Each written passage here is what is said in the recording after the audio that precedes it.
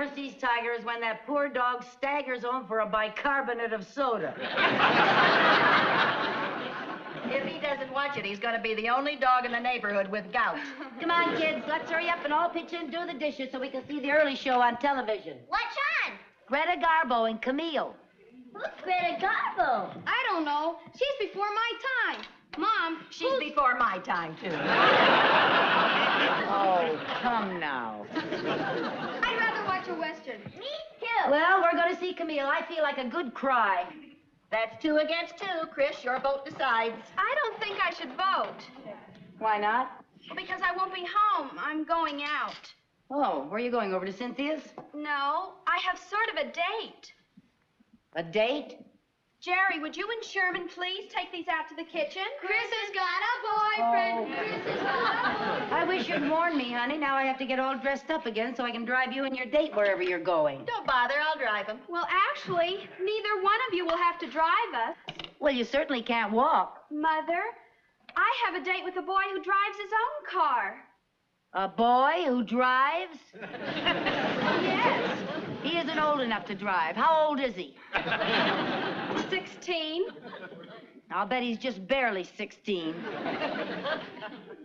I don't know, Chris. There's something about you and a boy in a car I don't like. What is it? The whole idea. Is this a new boyfriend, Chris? Uh-huh. His name is Alan Harper, and he goes to prep school in Connecticut. I'm so thrilled. Well, I'm not. Lucy, may I put in my 2 cents? I would be a wealthy woman if I had a nickel for every time you put in your 2 cents. I think you ought to let her go. At her age. Oh, now, when we were her age, we had dates with boys who had their own cars. Well, that's true. And our mothers didn't think we were grown up either. That's true, too. Well, all right, Chris. Oh, gee, thanks, Mom. Oh, you're a doll. You too, Aunt Viv. I better get dressed. Thanks, Viv. You did me a favor. I guess I'd forgotten what it was like to be 14. Do you remember your first date with a fellow that had his own car? Yes. I remember it. His name was Vinnie Myers, and he had a Model T. Oh, boy, we thought we were really living. We went to a dance, and then we had a hamburger. Yeah? And then we drove out to the lake, and... Chris, you're not going!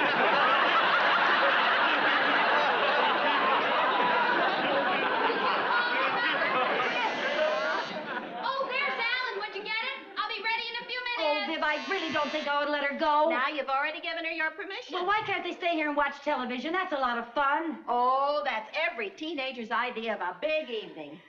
Camille coughing and you sobbing. Oh, well, I feel a lot better if they just stay around the house.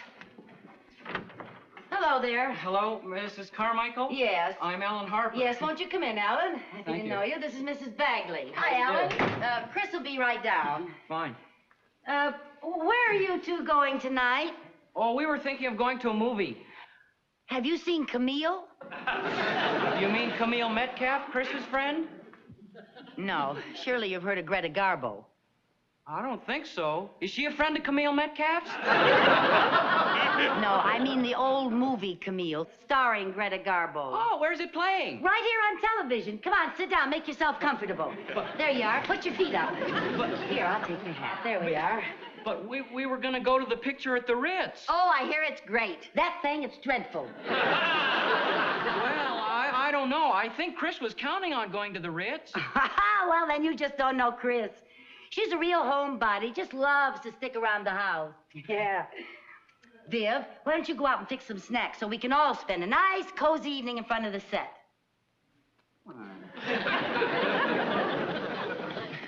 Hi, Alan. Oh, hi. Chris, guess what? Alan hasn't seen Camille. Wouldn't it be wonderful if we all watched television right here together? Oh, but Alan, I told the kids we'd meet them at the movie. Oh, it doesn't make any difference to me. Come on, then. Let's go. Okay. Well, have a good time, but if the movie is boring, you just feel free to come on home, and we'll take up the rugs and dance or play ping pong or Well, we'll find something that's a lot more fun than just driving around in that old car. Okay. Thanks, Mrs. Carmichael. I'll be home by 11. Well, okay. Have a good time. Thank you. Bye. Don't forget, this is your home. To enjoy. Whenever.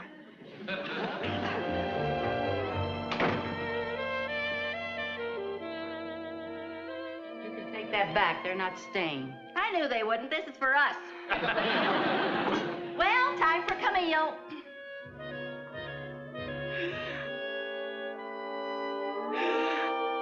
What are you crying for? I haven't even turned it on. I've lost my baby.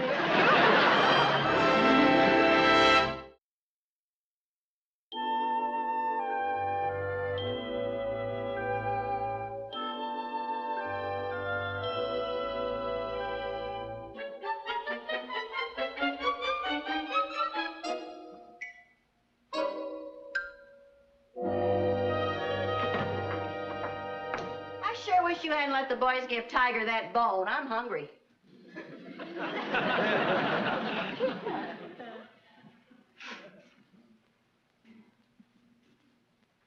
Good night. Aren't you coming to bed? Oh, Viv, I thought I'd wait up for Chris. Why? You left the front door unlocked. She can open it by herself.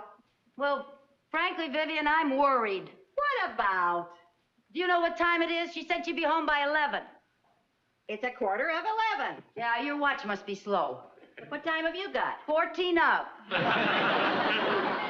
a worrywart. Where can they be? Wait a minute. I think I hear a car. There's a car pulling up in front. Aha! I knew it. They're parking in front of the house. How do you like that? The car hasn't even stopped yet. Now it's stopped. How about that? Well, how else do you expect Alan to let Chris out? Go whizzing by and toss her onto the lawn like a newspaper? Well, just as I thought. Those two children are smooching. Look. I will not look. If those two children are smooching, I, for one, think it's none of my business. Well, I, for one, think it is my business. Where are you going? I'm going out and put a stop to this. I'll never forgive Henry Ford.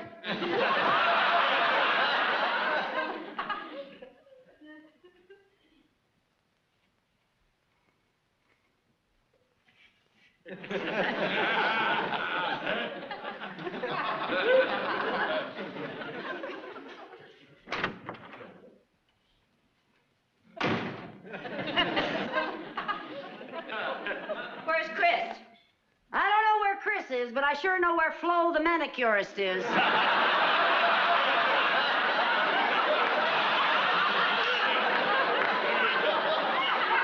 She's out in that car, necking. Who with? I don't know. She didn't introduce me. Was she angry? Yeah, sort of. What do you mean, sort of? Well, she rolled the window up in my face and said from now on I could do my own nails. Don't laugh. She said that went for my nosy friend peeking through the curtains, too. Boy, was I embarrassed. Oh, where can they be?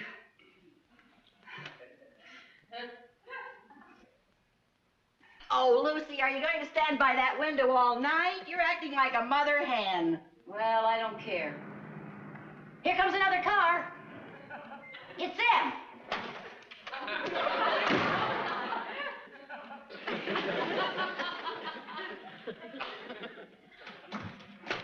You get in here, young lady. You didn't even give me time to thank Alan for the lovely evening. You had plenty of time to thank him on the way home from the movie. I don't like the idea of you sitting out in front of the house in a parked car smooching. Smooching? Sparking. Necking. Kissing, you know. Oh, you mean making out. Well, whatever you call it. Mother, Alan and I could hardly have been doing that. Didn't you see who was in the back seat? Another couple? What's that got to do with it? That couple were Alan's mother and father. Oh. We ran into them at the movie. Oh, honey, I'm sorry. Oh, I've never been so humiliated in all my life. Oh, honey, I was... Now I'll never see Alan again.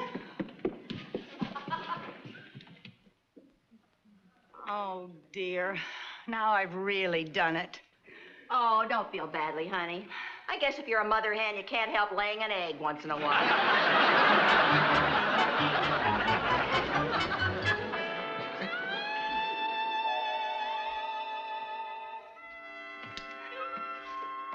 Any word from Chris this morning? Well, I knocked on her door and she won't even talk to me. Oh, dear. Oh, Vivian, what am I gonna do? Well, the first thing you better do is stop biting your nails until you find a new manicurist. Oh, stop making jokes. I'm really serious. And I'm worried. She won't even talk to me. Hi, Mom. Oh! Where have you two been? Playing on the trampoline. Don't tell me you got that dirty playing on the trampoline. No, but it was on account of the trampoline. We wrestled in the mud to see who got the jump first. Yeah, looks like you both lost. Go on, get yourselves washed up.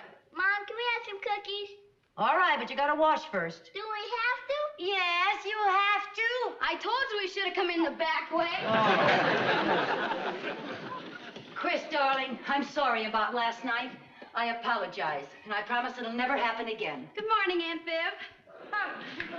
Chris, baby, talk to me. Say something. Anything.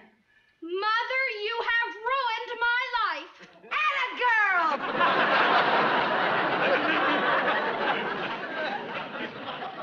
Well, that's a start.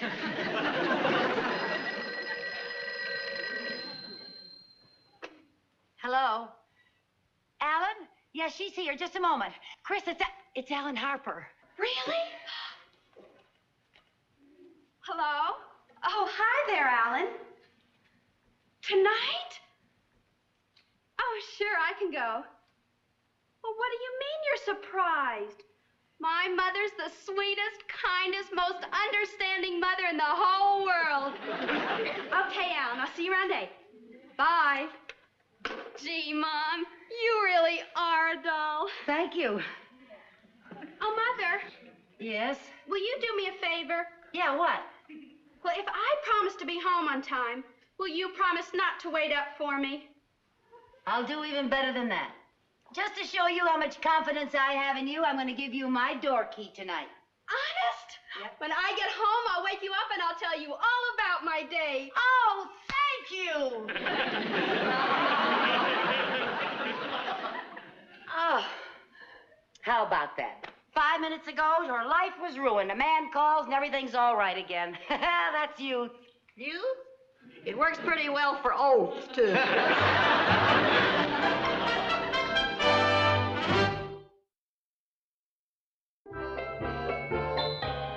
Jan! Ha-ha! Oh, no, not again. You owe me $3.40. I'll take it off your rent. Okay. But don't go blabbing it around town. What do you mean by that? Well, if it ever gets back to that cheapskate ex-husband of mine, I'll deduct the $3.40 from my alimony. Oops, 10:30. I guess I'll turn in. Good night. Aren't you going to bed? Well, I thought I'd pick up a magazine to read in bed. Lucy, you're not thinking of staying down here and waiting up for Chris now, are you? No, believe me, Viv, I wouldn't be caught dead down here after what happened last night. I just want to get a magazine to read in bed, that's all. Okay, good night. Good night, dear.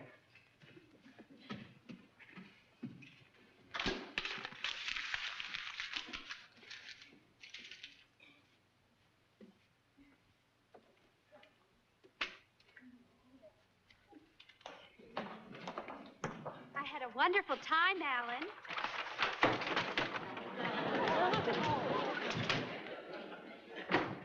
Gee, I hated to bring you home so early, but, well, I gotta catch a train back to school in the morning. Oh, that's all right. I told you Mom wasn't going to wait up for me. She kept her word. Yep, sure did. She's probably sound asleep by now. I promised to wake her up and tell her about our date. Oh, gee, it'd be a shame to wake her just and tell her that. Oh, but I promised. Well, couldn't you wait till the morning? Well, I could, but a promise is a promise. Gee, Chris, you sure are pretty. I guess you take after your mom. I guess so. I'm sure glad I came home from school this weekend. I'm glad you came home, too. Well, Would you like some hot chocolate? Oh, no, it'd be too much bother. Oh, no, it isn't. Come out in the kitchen. Okay. It'll be ready in a minute. Okay. Hey, your back door's open. Oh, would you mind closing it? My silly little brother probably left it open. You know how kids are. Viv. Viv. Viv. Vivian. Hey, Viv. Shh. Hey, Viv. Viv. Ah! Oh. Tiger, what are you doing here? Don't you ever sleep? Go on home. It's just me. Go on home. Hey, Viv. Tiger, when you get out of here, it's me, remember? Remember that leg of lamb last night? It's me, the horn of plenty. Go on home and do some push-ups. Hey, Viv.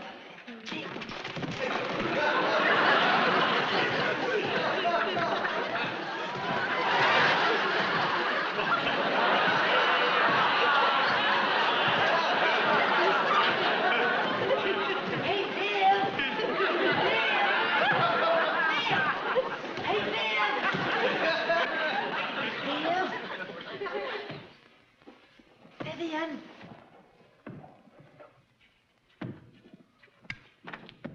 Lucy?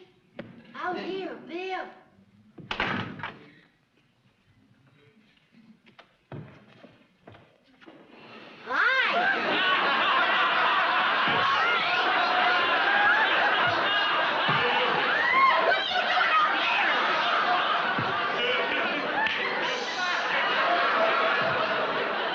Open the front door. Why? I have to sneak in. Why? The kids are in the kitchen. How'd you get out there in the first place? Don't ask questions. Just do it. Don't let them see you. Go on. Get going.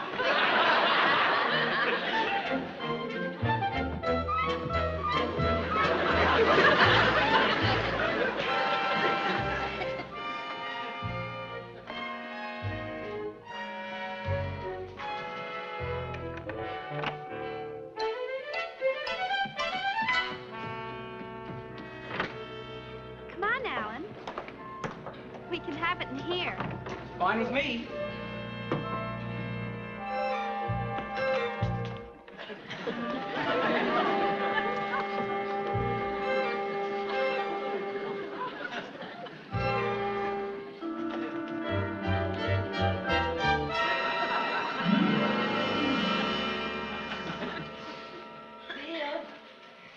Viv? Viv! Oh, Viv! Oh, no, not again. I can't get in. What about the front door? Too late. Grab me. Grab you? Are you crazy? Try it. No, Lucy, it won't work. It's got to work. Well, it won't. There you go with that negative thinking. I gotta get in. What'll I do? Oh, no. What'll I do, Lucy? Stand back.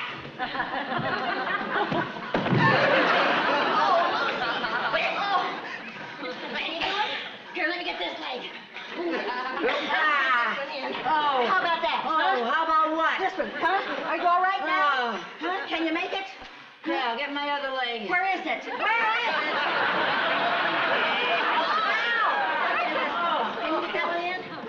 Sit up, Lucy. Sit up. That's it. Now I'll get this one. You all right? You're breaking it. No, let me. Oh.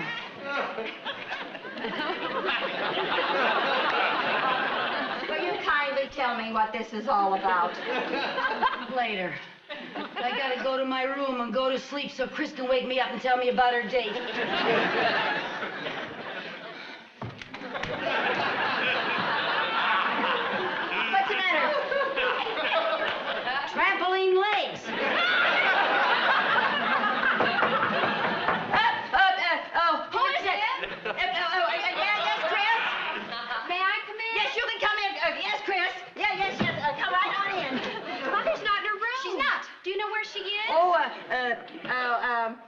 for the evening. Oh, gee, I wanted to ask her something. What? Well, Al wants to invite me up to a school next Saturday for the big homecoming game. I wanted to ask Mom if I could go. He has to know tonight. Oh, she ought to be back any minute now, dear. You go down to the drugstore and get yourself a hot chocolate. By that time, I'm sure she'll be back. We just had some. We'll wait for her downstairs. Okay.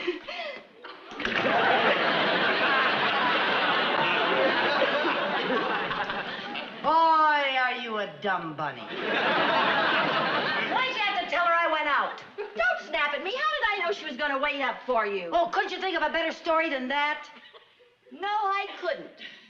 I didn't have much time to work on the plot. I was too busy helping an ungrateful friend of mine break in her trampoline act. Well, I'm sorry, Viv. I'm sorry I snapped at you. It's just that now, thanks to you, I've got another problem. What's that? I'm supposed to be out for the evening. If I get down the stairs, the kids will see me. How do I get out of the house? Well, back to the old trampoline. Come on. Oh, Viv. Oh, now, wait a minute. What about clothes? You're a little past the slumber party stage. Well, I haven't got time to go get dressed. Give me one of your coats. Okay. Here you are. Oh, not that one, Viv. That's not a good color for me. What's the difference? Well, to tell you the truth, Viv, I never liked that color on you either. If you put this coat on, bouncing beggars can't beat choosers. There you go. That's fine.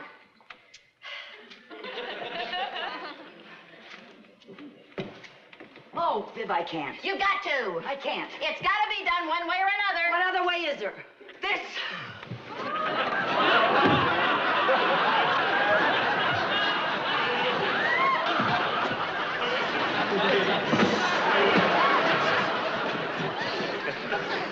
Lucy, are you all right? I forgot shoes. I'll throw you down a pair. Be sure they don't clash with the coat.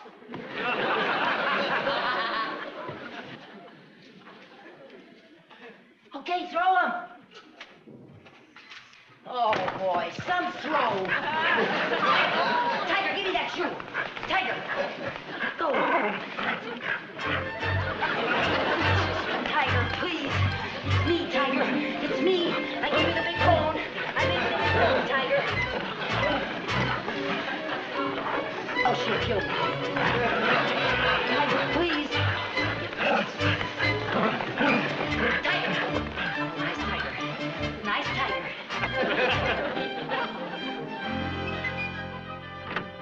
Hi, everybody. I've had a perfectly marvelous evening. Relax. Alan left ages ago and Chris is in bed. How did you know? That's what I always say when I don't have a date. That must be where I heard it. I don't understand it. You're so pretty and so much fun. I'd think the men would be beating your door down. I don't understand it either. Maybe I should loosen my hinges. Hi, Kid. Hi. Hey, Viv, have you snagged a date for Saturday night yet? Well, actually, there were so many men who wanted to take me that rather than play favorites, I decided not to go at all. That way nobody gets hurt.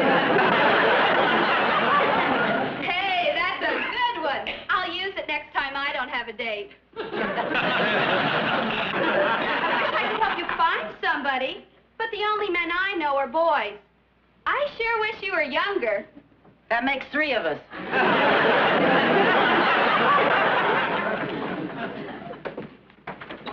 Viv, you know, I'm so tired of worrying about getting a date for Saturday night, I don't even want to go. Listen, we paid $10 a ticket for that dance, and we're going to go to it if I have to rent a tux and lead all evening. Well,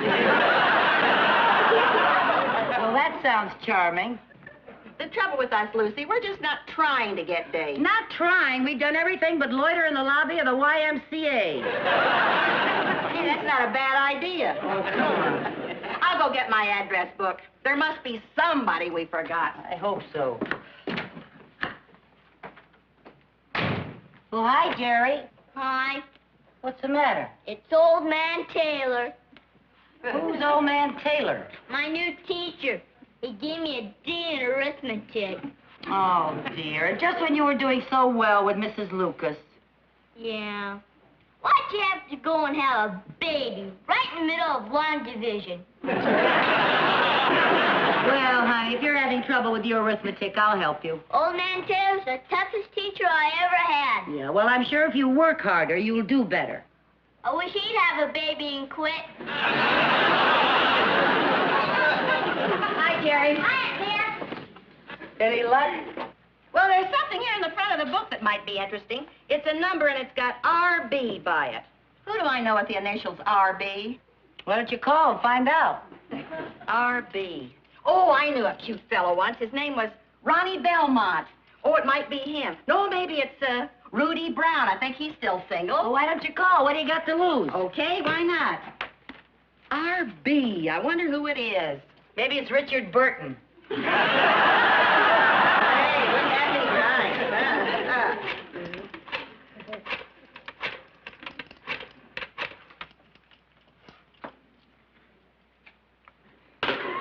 Well, who is it? Who's RB?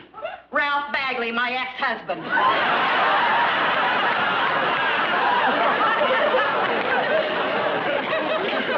Well, now, let's just sit down and think. This is getting crucial. Is it crucial enough to ask Harry Connors? Look, every time I need a date, I ask poor old Harry next door. Now, I made up my mind this time I am just not going to do it. You're right. You should hold out for somebody new and exciting. You want to ask Harry? What's the matter with me? Don't I get somebody new and exciting, too? All right, somebody new and exciting for both of us.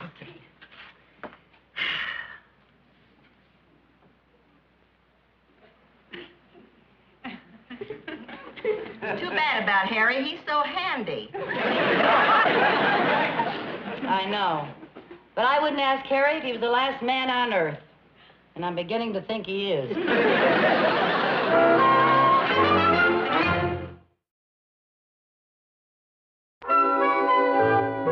dance is Saturday night. Yeah, well. Okay, I understand. Bye.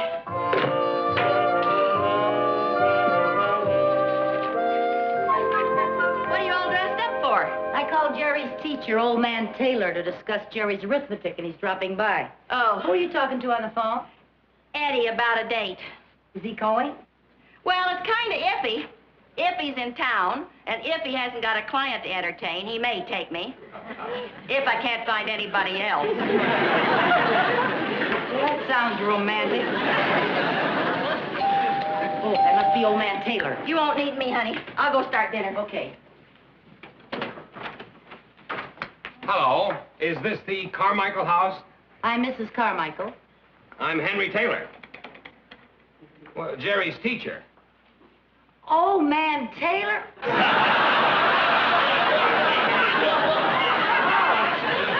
Well, won't you come in? Thank you very much.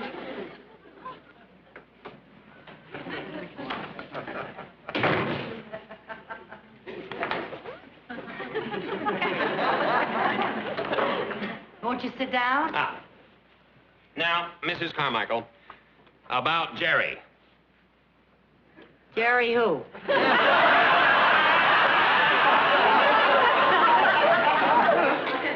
Your son, Jerry Carmichael. Oh, that Jerry. Yeah. What about it? You know about his arithmetic? His arithmetic? Yeah. Oh, yes. What about it? He's not doing very well. Oh? Mr. Taylor, would you excuse me for a moment? Certainly.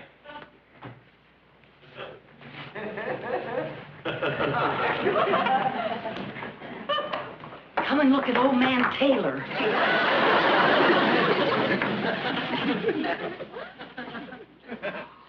Whoa. If that's an old man, I'm joining the senior citizens. Cute? Did you ask him for a date to the dance? Oh, no. He came to talk about Jerry. I don't know how to bring up the dance. If you don't, I do. Now, just a minute. Let me think. Let's see now. Why couldn't I just go in there and say, Mr. Taylor, how would you like to take me someplace Saturday night? What's the worst thing he could say? I'll have to ask my wife. That's right. For all I know, he may have a wife and 6 kids. He may. He looks single. That doesn't mean a thing. Ralph looked single the entire time we were married. Hey, did he have on a wedding ring? I didn't notice. That's a good idea. Now then, Mr. Taylor, where were we? Well, we were talking about Jerry's arithmetic grades. Oh, yes, there does seem to be a problem, doesn't there? Oh, I don't think there's any cause for alarm. I just think he has to apply himself. And we are going to disallow that D that he received. You see, I've only been here a couple of weeks from San Francisco, and I've been trying to find out exactly how far Mrs. Lucas got with the class. Is anything the matter, Mrs. Carmichael? No, nothing's the matter. It's just that when my son has problems, I get nervous. Well, I don't think you have a single thing to worry about. Good. Catch!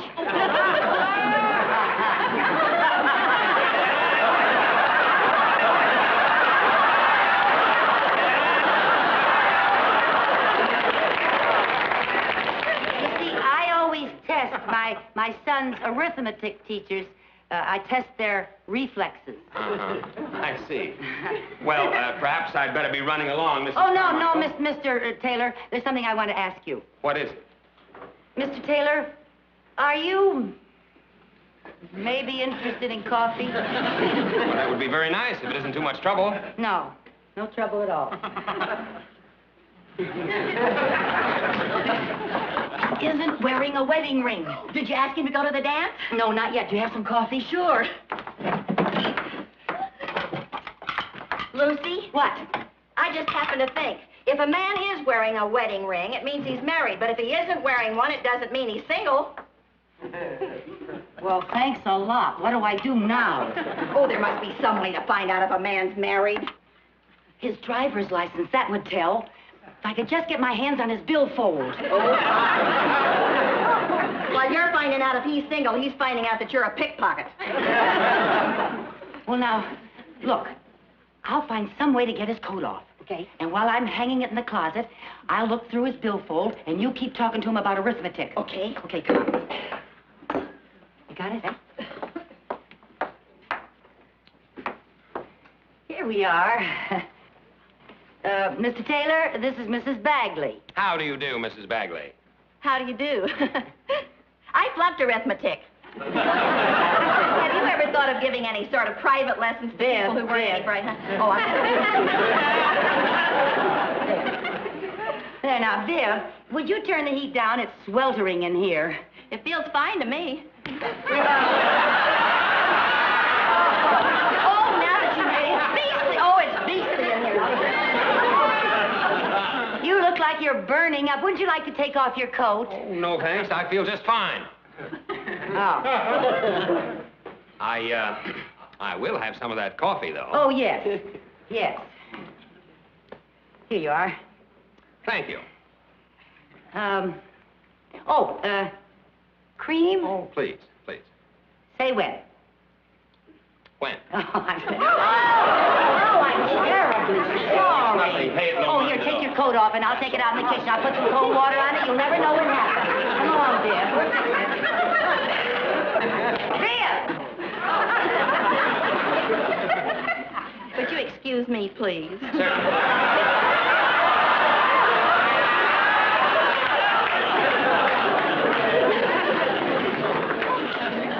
Okay.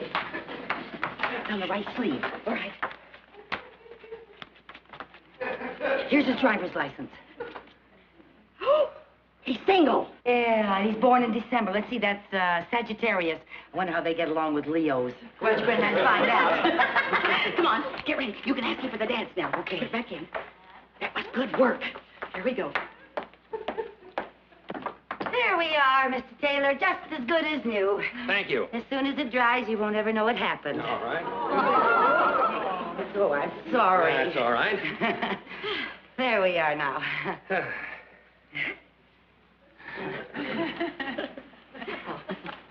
There.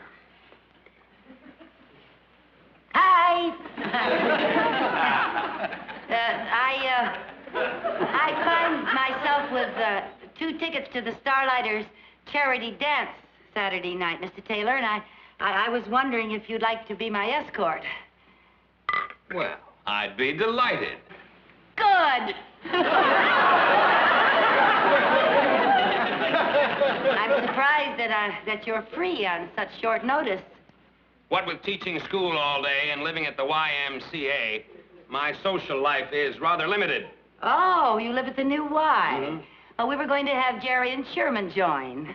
Oh, that's a great idea. You know, it's a wonderful place. They have a nice all-around program for building men. They do? Well, I'm afraid I have to be running along. I have some papers to grade. Well, thanks very much for dropping by, Mr. It was a Taylor. pleasure meeting both you ladies. You'll probably be seeing me at the dance Saturday night. You can pick me up at 8. Fine. And please, don't worry, Mrs. Carmichael. Jerry will be just fine. Jerry? Oh. Goodbye.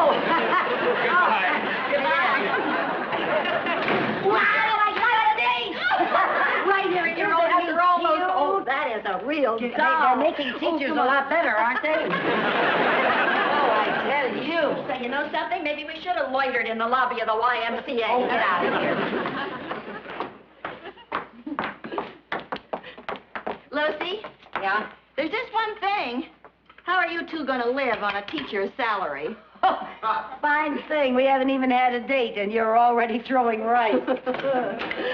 Hi, Sharon. Was that old man Taylor I saw coming out of our house? Yeah. I mean, yes. He came over to discuss Jerry's arithmetic. Sherman, are you by any chance having any trouble with your arithmetic? Gosh, no, Mom. How about history? I got an A in my last test. English? I'm doing fine in everything. Good, Sonny. Once you know it, I'd have a bright kid. Oh, Viv. What? His driver's license. I didn't get it back into his billfold. Well, don't get nervous. All you have to do is return it to him.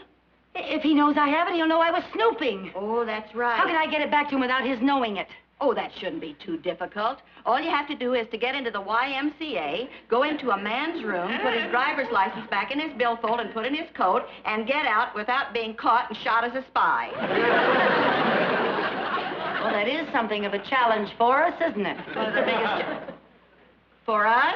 Yes. I need help. Count me out. Now, look, Viv. I cannot do this alone, and if I don't do it, Mr. Taylor will not take me to the dance Saturday night, and I'll be sitting home alone. And you'll go to dance with Eddie, and you'll have a wonderful time. Can you imagine the mood I'll be in all next week? Count me in. Now, look, here's the plan. First, we have to get him out of his room. Get him out of his room. Get him down.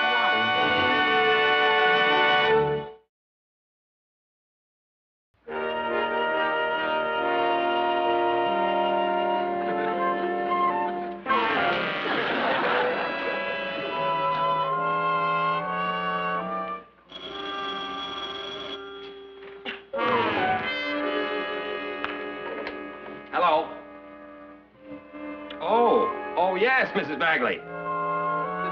No, not at all. No, that's quite all right. I'll be right down.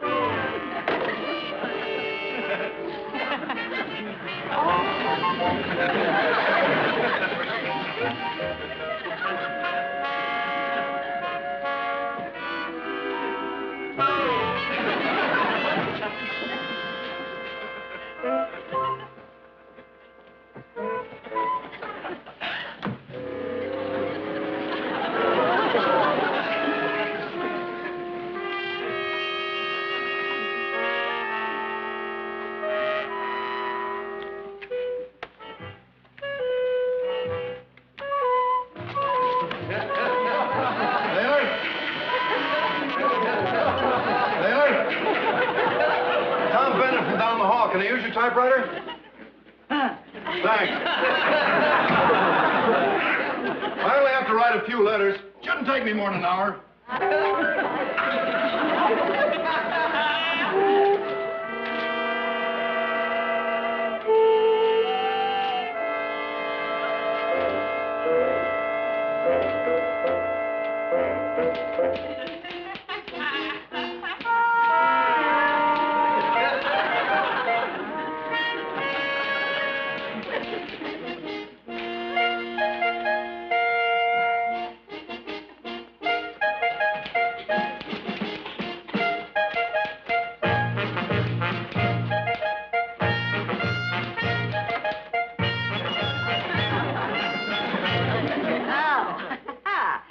Then the way I understand it, long division is just like short division, only longer. I guess you could put it that way.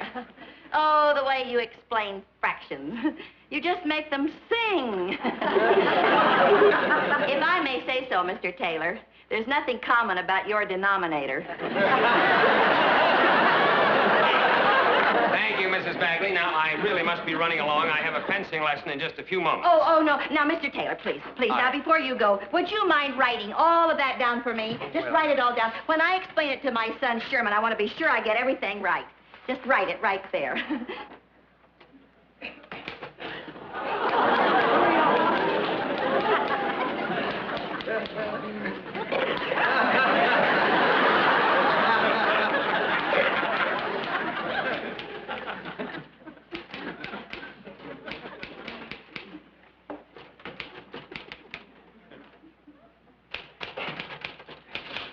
I hear you're going to dance tomorrow night with some good-looking redhead. Yeah. Hey, ask her if she's got a friend for me, will you? Yeah.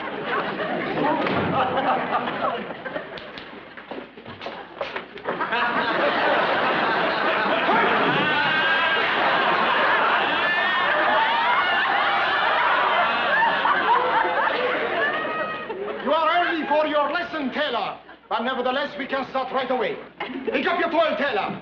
All right? In your position. Here, Taylor. Here.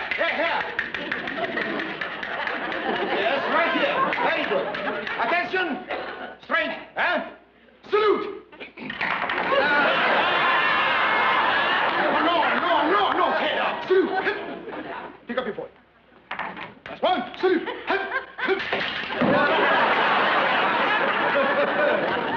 Come here. Salute. Salute once more. Hiya. Very good. Now face the north wall. Face the north wall. Very good. Now we commence. En garde! Taylor. Here, Taylor. Here. Very good. North wall. Very good. En garde! Now what we do? No. That hand up in the back. No, you are too tense, Taylor. Relax. Relax. That's too relaxed. Control your body, Relax. Very good, Now, relax. No, your hand is clutching. Do not clutch. Like this, yes. No, do not wave at me, no. Let's start.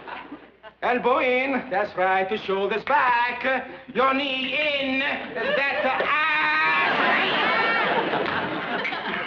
Now we will do balestra. You will recognize the rhythm, Balestra. En garde! Up, relax, very good. Balestra. Ta-ta-ta!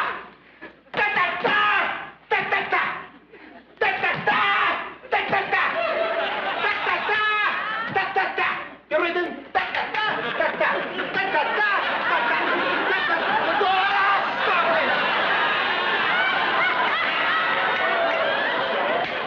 You are impossible.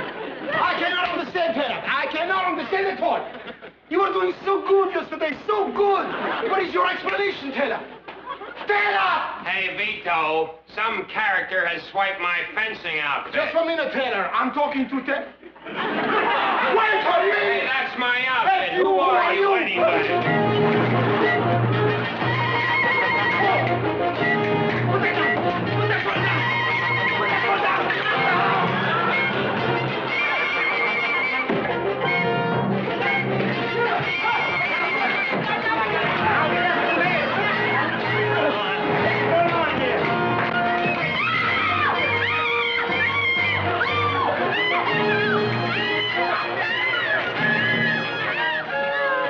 I sure am lucky to find such an attractive girl as you free on Saturday night. It's fate. Would you believe it? This is the first Saturday night in weeks that I haven't had a date. You know, she's not only attractive, she is brave. You mean for going out with me? No, I mean about all that business with that kooky character yesterday. Oh, dear. Did they ever find out who that was? Not a clue. I'll get it. Pardon me just a moment. Thank you. Eddie Collins! Hiya, honey. What are you doing here? Well, I just got to thinking I'm not going to put business before you, so I told my client I had a very important date. And I brought Charlie along for Lucy. Charlie Graham, Lucy Carmichael, and Vivian Bagley. Oh, hello. Well, Charlie Graham. I'd like you to know Henry Taylor. Mr. Taylor. Charlie. Say it. well, Harry! Oh, I thought you were going on a flight. Well, I was, but I got to thinking I can't stand you up, boy. So I had someone else take the flight, and I brought along Stan Williams for Viv. Hey, Stan! Oh, for heaven's sake. Any problem? Well, I just don't know who's going to have the first dance. Well, how do you do, Stan? Stan Williams, I'd like Chris. Chris, did you take Jerry's picture of Johnny Unitas? Why would I want a picture of him? Well, I thought maybe he replaced Frankie Avalon in your affections. Mother, please. How can you even think of such a thing? I'll be true to Frankie as long as I live. That's what you said about Ricky Nelson. But that was last month. Oh, I forgot. Are Frankie Avalon and Ricky Nelson football players, too? Oh, no. No, they're singers. The teenagers are crazy about them. They each sold over 1 million records. No kidding. Yeah. And I never even heard of him. Viv, do you ever get the feeling the world is passing us by? Who cares? I'll bet Chris never heard of Skinny Ennis either.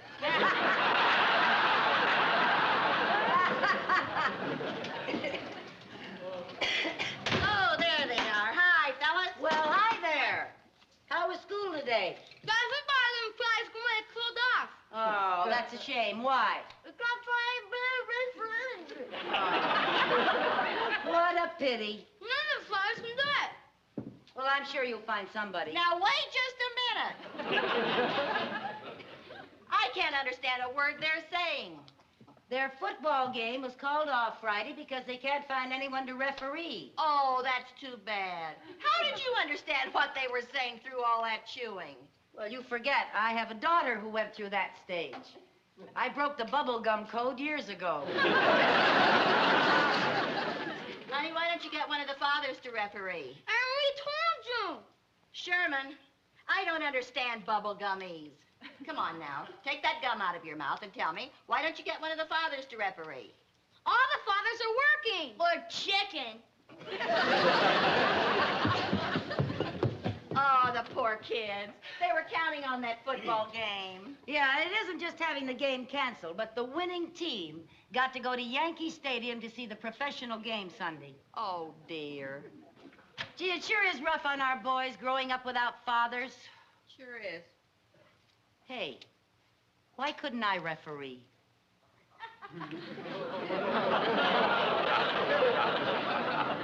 Lucy, are you chewing bubble gum? No, why? It sounded just exactly like you said, why couldn't I referee?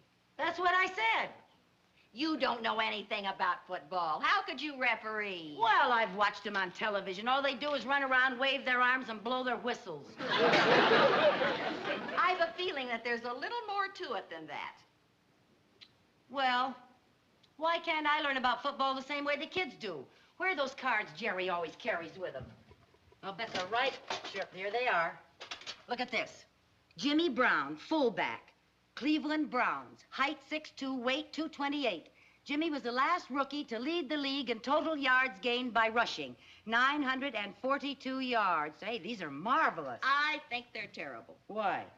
They give all the statistics except how old they are and if they're married. Viv, this is not the right time to be thinking about men. There's a wrong time? Red Phillips, and Los Angeles Rams. Height 6'1", weight 199. Last season, Red caught more passes than any other man in the National Football League. Let me see him. Oh, he's cute. No wonder he had so many passes thrown at him.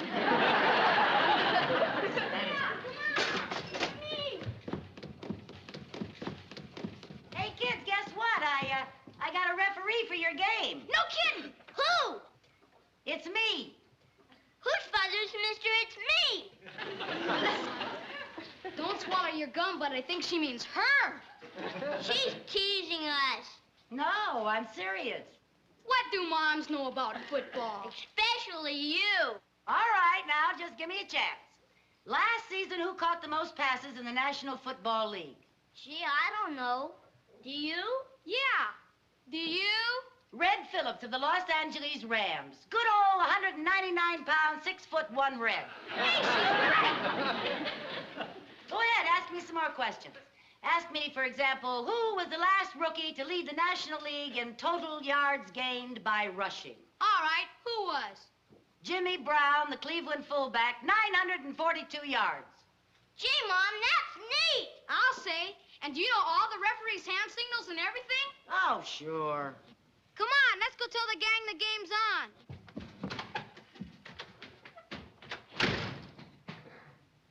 Viv, what are hand signals?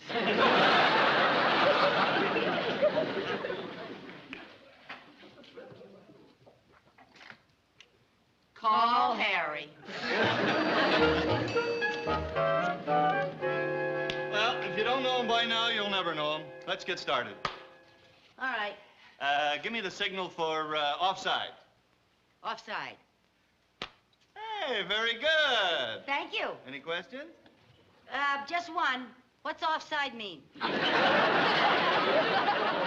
Offside is when one of the players crosses the line of scrimmage before the ball has been snapped. You got that? Yes, sir. Okay. Now, the next signal... What's a line of scrimmage? That's an imaginary line between the offensive and defensive linemen. Oh. Got it?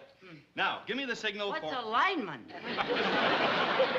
Wouldn't it be easier if you got married again before next Friday and let your new husband referee? Well, I'm sorry now, Harry. I only got as far as the hand signals in the book. All right. I'll teach you the fundamentals later. Now, give me the signal for clipping. Clipping? Clipping. Very good.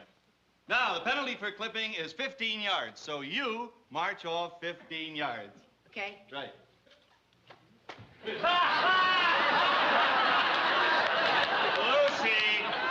what are you doing? You give the signal, and then you pace off the yardage. Oh, well, that's good news. Boy, that was murder. All right, now give me the signal for backfield motion. Backfield in motion. Yeah. Backfield in motion.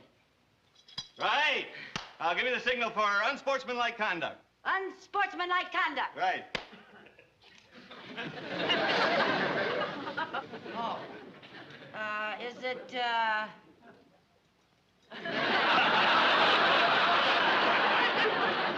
No. Could it be, I know it's going to sound silly to you, but this is it. Oh, yes, yes. Unsportsmanlike conduct. That's right. Lou, why don't you forget the whole thing? Maybe I can get one of my fellas to take the flight for me, and I'll do it for you. No, I want to be the referee. This is very important to Jerry. But you're never going to learn the signals. Oh, come on. Of course I will. Give me another chance. Start from the beginning. Oh, all right. Ready? Yeah. Okay. Offside. Illegal motion. Unsportsmanlike conduct. Illegal forward pass. Holding. Right. Backfield motion. Personal foul. Flipping. Roughing the kicker. Penalty refused. Touchdown. Offside. Backfield motion. Holding. Unsportsmanlike conduct. Roughing the kicker. Personal foul. Flipping. Offside. Illegal motion. Unsportsmanlike conduct. That's it. Touchdown. Hold it.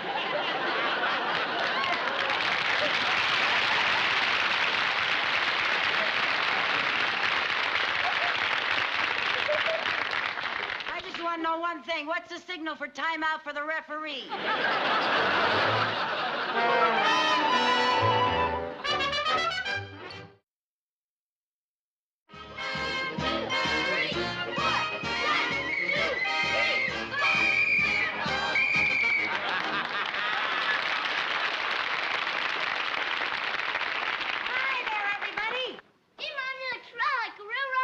Well, thank you. Okay, will the two captains please step forward? Forward for the toss. Here we go. Now you two fellas want to shake? Okay, here we go. And heads it is. Now, which team kicks and which team receives? Aunt Lucy, What? you're supposed to tell one of us to call heads or tails. Oh, well. Okay, here we go now. Call it, Tony. Tails! Where'd it go? Anybody see where that went? Come on, fellas, help me find the penny. Must be in here someplace. I didn't see it. Well, never mind. I got another penny in my purse.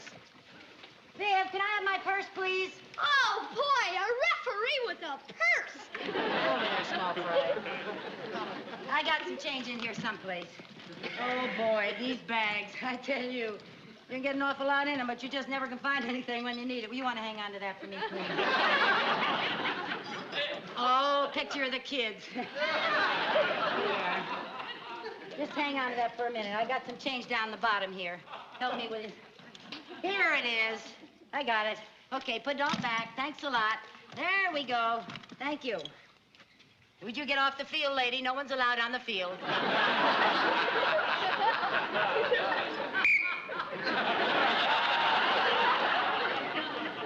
Okay, fellas. Here we go now. You call it. Tails! Tails it is. We'll receive. We'll take that goal and kick off. Okay. They're gonna receive, and they're gonna kick. Okay.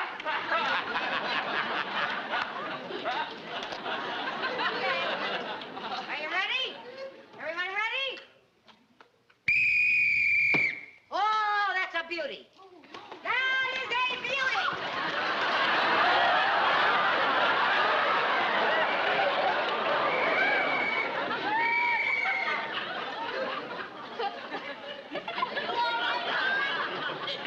Yeah, I'm all right. Aunt Lucy, the referee is supposed to keep out of the way.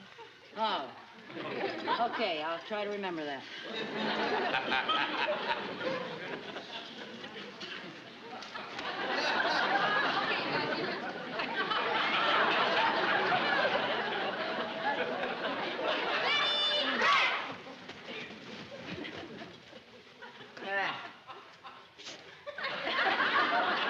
Is something wrong, Aunt Lucy? My whistle's broken. Oh, good grief! Well, all right. I'll whistle this way.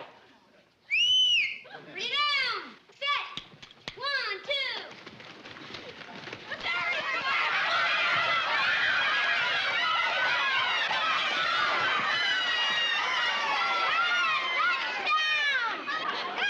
Touchdown! He stepped out of bounds! Did not! He didn't twist the ref! How about it, Mom? Did Shimon step out of bounds or was it a touchdown? I don't know. I wasn't watching. You weren't watching! I'm sorry. I broke my whistle. I was fixing my whistle. I didn't see it.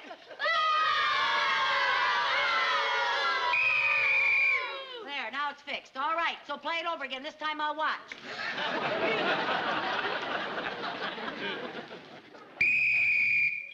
Set! 1, 2.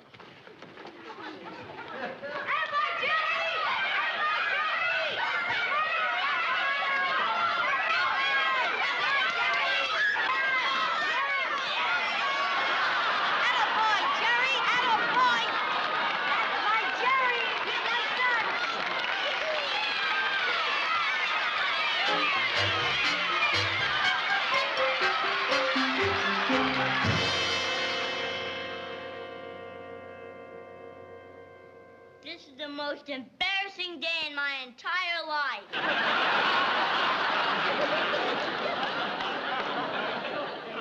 Oh, I'm sorry, honey. Imagine having to forfeit forfeit a game because of a crooked referee. This may be the end of my football career. Oh, honey, I'm sorry. Why don't we all move to another town and start a new life? Fellas, can you ever forgive me? I doubt it. I'm with Jerry. On account of you, nobody gets to go to the pro game Sunday. Oh, Viv, did you see their faces? What can I do? Maybe you should move to a new town and start a new life. Oh, Viv. I know how I can make it up to them. How? I'll take all the kids, both teams, to the game at Yankee Stadium Sunday. Well, now, that's very noble of you, dear, but where are you going to get the money for 25 tickets to a football game? I can do it if you'll help me. Now, Lucy, you know I'm broke. I don't want your money. All I want you to do is promise not to complain if I serve spaghetti for a month. Spaghetti for a whole month? Oh, come on, Viv, it's for the kids. Well, all right.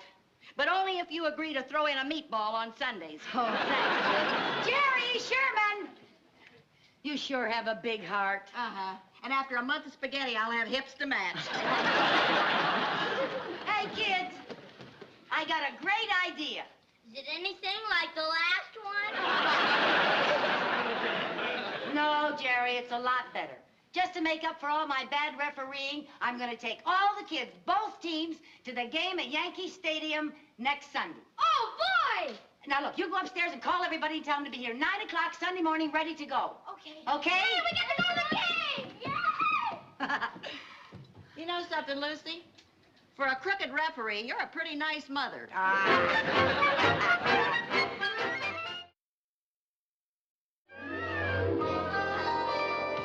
Lucy, this is turning into a blizzard.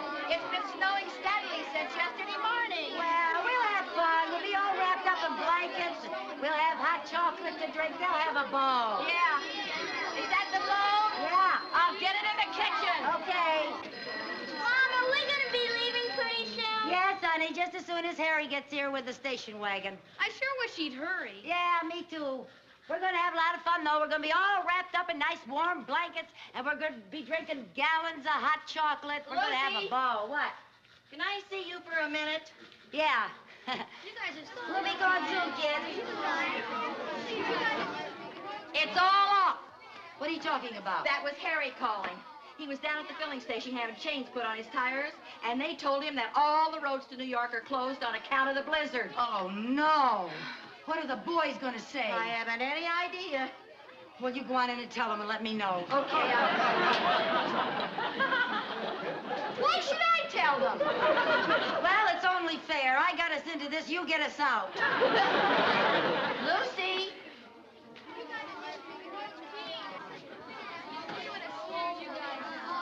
guys are so lucky I gave you the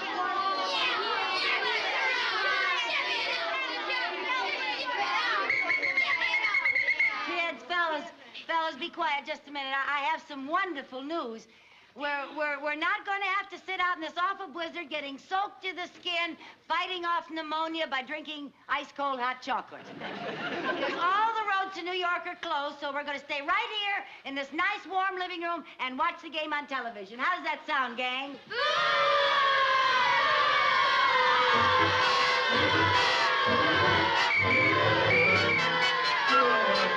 He's got the football now, and he's fading back.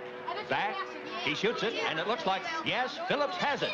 He starts to run, and he's tackled now on the 35, and it's a first down.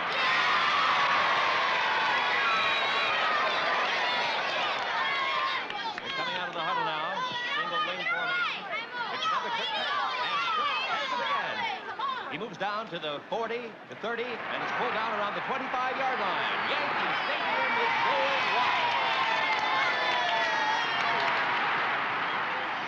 Well, it seems to be going pretty well. They seem to be having as much fun as if they were at the game.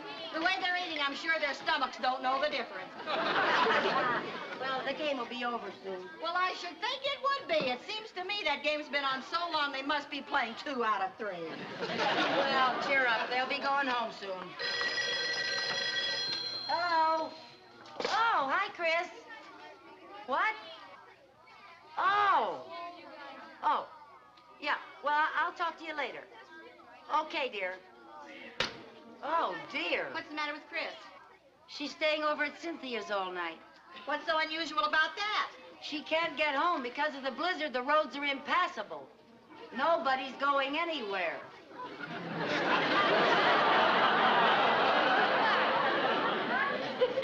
Nobody's going anywhere? That's right. At all? That's right. Not you, not me, and not one of those 25 dear little chaps in the living room. I have a feeling that before this weekend is over, we're going to wish that angry mob had caught us. Well, they're all bedded down, and believe it or not, they're asleep. Where'd you put them all? All over the place. The house looks like there's been a leak at Boys Town. We better get to bed ourselves. We gotta get up early and feed the troops. Yeah, I'm beat. So am I. Come on.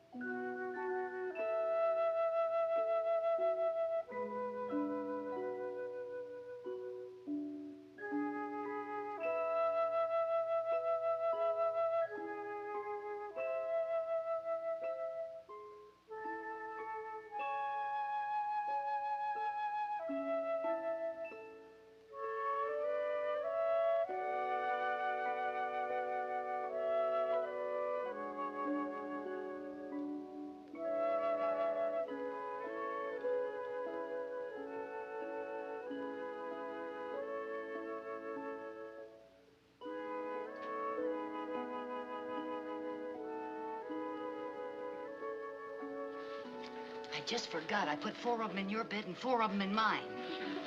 Oh, Lucy. I'm so tired I could sleep standing up. Hey, there's a couch in the basement. Come here.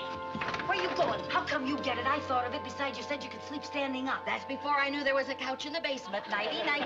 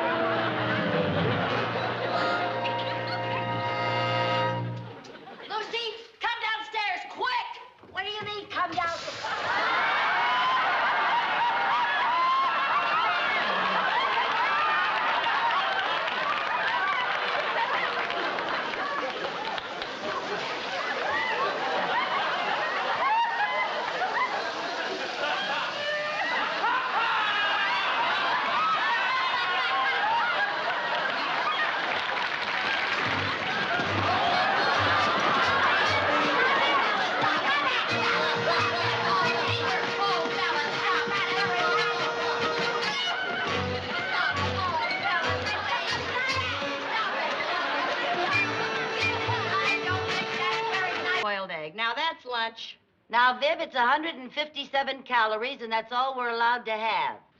Who says so? The bathroom scales. Don't you want to say goodbye to ugly fat?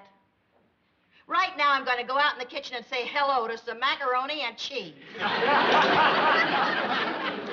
Okay, eat your macaroni and cheese, but just remember how you look in your knit suit from the rear.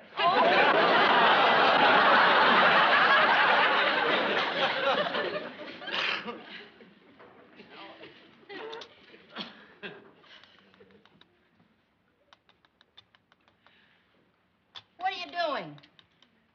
This is all we get until dinner time. I don't want to waste any. Hello, Mr. Connors. Hi. Hello, Harry. How are you? I picked up your mail when I got mine. Oh, thank you. And I brought you a treat. I was in town, and when I went by Freehoffer's Bakery, of course, I thought of you two. Freehoffers. What'd you bring us, Harry? What is Wait it? till you see. Never mind. We don't want to know. Why? We're on a diet. A real for sure diet? Or one of your next week we really gotta go on a diets? I'll have you know we've been dieting since early this morning. Congratulations. That's the longest you've ever gone. Well, we really mean it this time. Yeah? You want a cup of coffee, Harry? Thanks. Bill. Bill, occupant. Bill, occupant. Look at the dull mail I get. Oh, here's a letter from Mr. Barnsdall at the bank. He finally caught on and is sending me my monthly check early.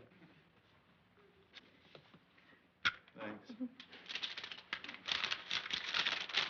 Oh, dear. It's only a letter from Mr. Barnsdall. Of all the nerve. Just listen to this. What's the matter? My dear Mrs. Carmichael, our Miss Thomas has informed me that your checking account is overdrawn by the sum of $2.15.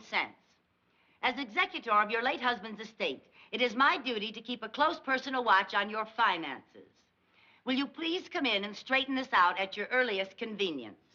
I'll go in and straighten him out at my earliest convenience. Our Miss Thomas. You know what probably happened? She made a mistake, and she's trying to blame it on me. And what do you think you're doing, Harry? I'm eating the coffee cake you didn't want. Well, you should at least have the decency not to eat it in front of us. Look at it, Lucy. It's got gooey icing and it's got toasted almonds and strawberry jam in the middle. Now, come on, girl. What about it, huh? How about that? Well, maybe it won't hurt us to have just one thin, sniggly little piece. Yeah. Harry! I've got to save you from your plump little selves.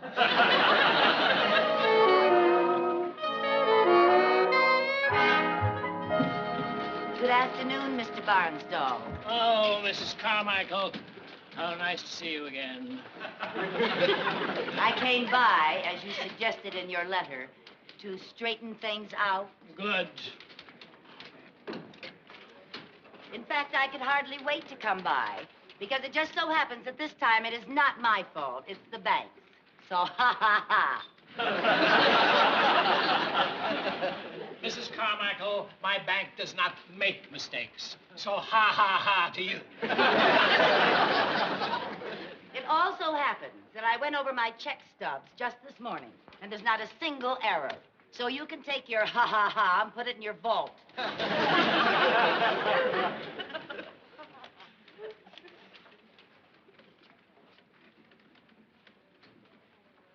Mrs. Carmichael? Yes? On this stub here, you have a balance of $42. Then you made an entry of $15, which you added to your balance to make $57. Yes? Your addition is perfect. Thank you. However, when we write a check, we do not add to our balance, we subtract. How could you have made such a mistake? Well, to tell you the truth, I don't like subtraction.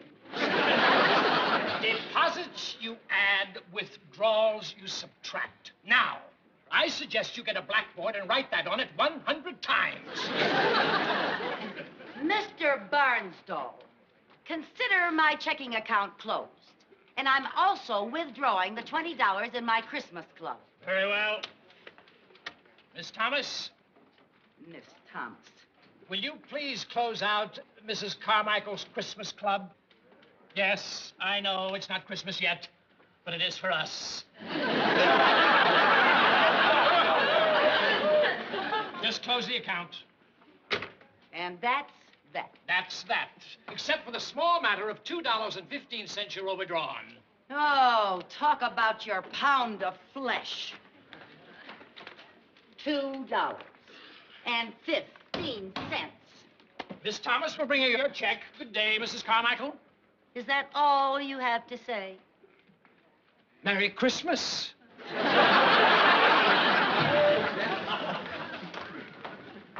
Hi. Hi. Did you give Barnsdall a piece of your mind? Not only that. What are you doing with a box of candy? Oh, they were having a sale at the drugstore. 2 pounds for the price of 1. What happened to goodbye to ugly fat? Oh, I thought I'd give our hips a going-away present. Mrs. Carmichael? Yes? Here's your Christmas Club check. Thank you, Miss Thomas. Merry Christmas. Merry Christmas. You know what I ought to do? I ought to take this $20 and spend it for something foolish. Oh, What's the matter, Lucy? this check is made out for $2,000. 2,000. I think our Miss Thomas has made a mistake on the machine. $2,000. And he said his bank never made a mistake. You know what I'm going to do? I'm going to cash this check and wave that money under his nose. And then I'm going to say, I thought your bank never made a mistake. That'll show him. Good afternoon. Then when Mr. Barnsdall falls off his swivel chair, I'll give him the money back, and I'll graciously accept his apology. My, that's a nasty little scheme. He who ha-ha-ha's last, ha-ha-ha's best.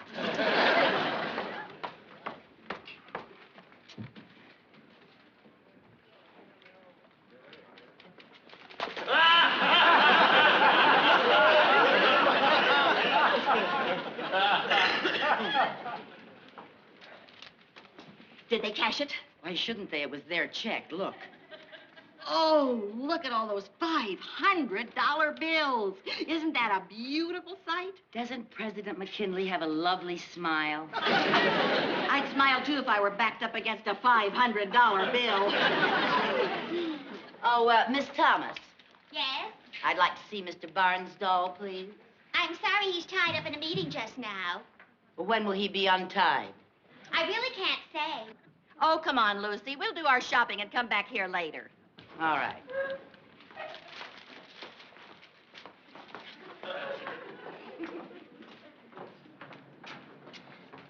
Oh, Viv. Huh.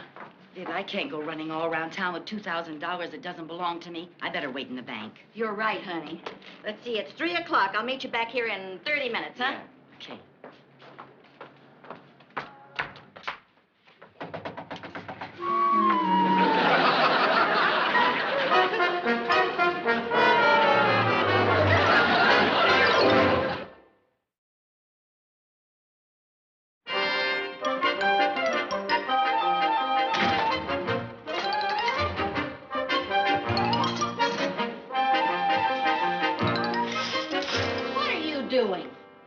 Look, I've got $2,000 in the house, and it isn't mine. I'm not taking any chances. Are we going to stay on the lam until the bank opens Monday? No, just until we can find a safe hiding place for this money. Now, what do we do with it? Spending it is out, huh? Now, where can we hide it that a burglar would never think of looking? How about that candy? That's a good idea. Let's have some candy while we're thinking of a place to hide Viv, I mean, hide the money under the candy. Oh, if I were a burglar, that's the first place I'd look. Yeah, you would. Get me the money. Why can't you get it? Look, I'd trust you with $2,000, but not with 2 pounds of chocolate. Get the money. Okay.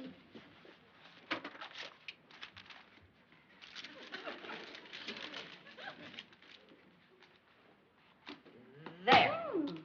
Now, what are you going to do with the box? Yeah, what am I gonna do with the box?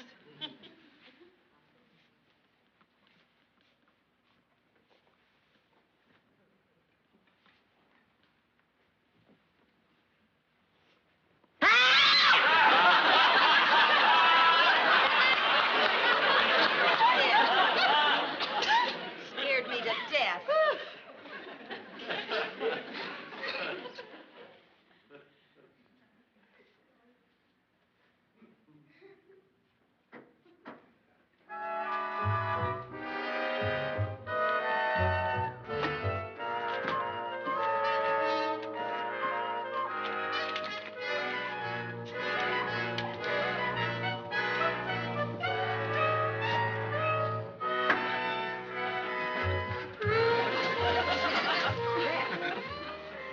My, you're clever. Thank you.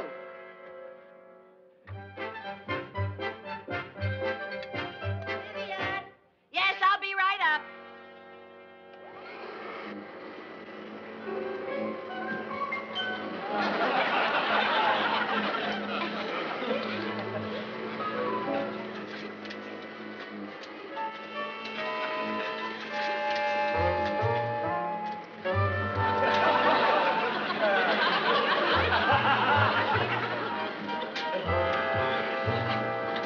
Hey, Mom, can I have 50 cents for the carnival this afternoon? Yes, honey. It's out there in the kitchen in my purse.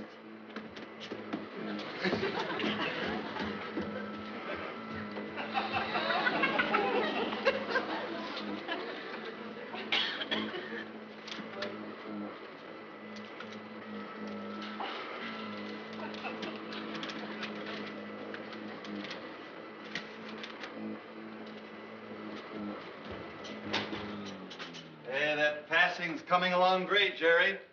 Now just remember, you start with the ball right under your ear and you shoot it past your face. You got that? Yeah. Try her. Hey, what's this, Sheriff? What are you eating? Nothing. Yes, you are. No, I'm not. I smell chocolate. Where'd you get the candy? Promise you won't tell? Cross my heart. I found it where her mom hid it. I thought they were on a diet. So did I.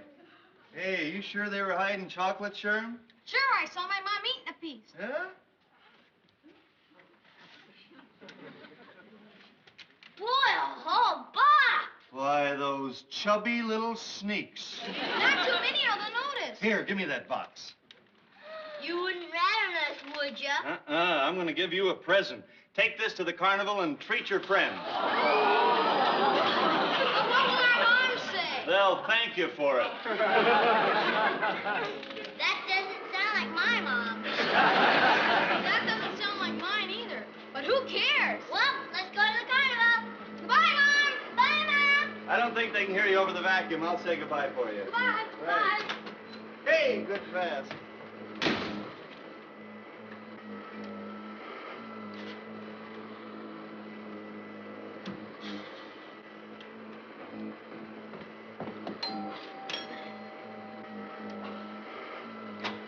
Well, where is she? Where's Mrs. Carmichael?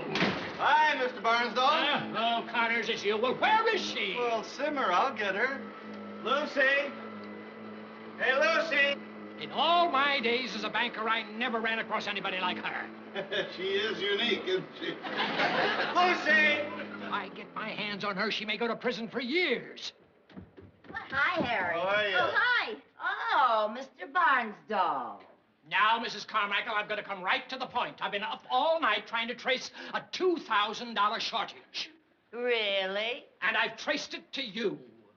Oh, well, now, if there was a shortage, that means there was a mistake, and I thought your bank never made mistakes. May I point out to you that cashing a $2,000 check with $20 in your account is a felony. Well, now, I had no intention of keeping the money, so it is not a felony. I merely wanted to wave the money under your nose to prove that you and your precious bank were human. We're human. Now may I have the $2,000? Not until you say I made a mistake. Oh, Mrs. Carmichael. Oh, come on now, say it. I made a mistake.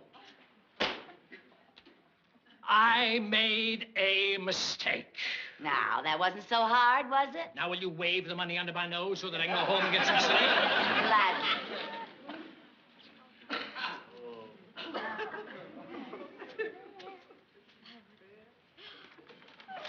There. Now, Mrs. Carmichael, I'm not interested in reading. I'd like the money. This is supposed to be a box of candy. I'm not interested in sweets either. I don't understand. We put the money in a box of candy. And we put it in this book jacket. Oh, no. Maybe you got the wrong book. Come on, let's look over here. Did you have it on the top? It was on the top. Oh, no. Yes, and I haven't touched it. Oh, no. What's with you and oh, no? I gave the candy to the kids to take to the carnival. Oh, no! Well, let's not stand here. Let's go to the carnival. Get to the carnival. Hurry up, hurry up! Hurry up.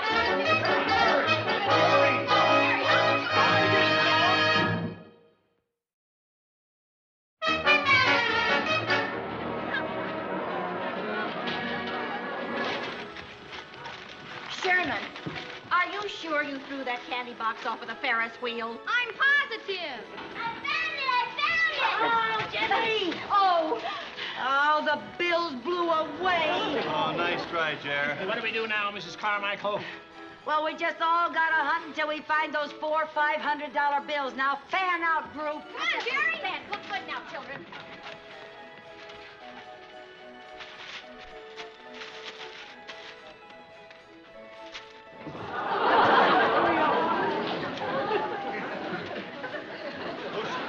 What? Come here. On the end of his stick, he had a $500 bill. He put it in the bag. I'll get it. No, wait a minute. This may take a little finesse. I'll do it. Excuse me, sir. Yeah, what is it, Mac? How'd you like to sell me your bag of trash? I don't think you heard me. How'd you like to sell me your bag of trash? How would you like to find a quiet corner and sleep it off? Look, this is a pure business proposition. I'd like to buy the trash. Yeah, what are you, off your rocker? No, I'd just like to buy the trash. Yeah, but what are you, some kind of new nut? I'll give you $1.50 for it. What are you making a big deal?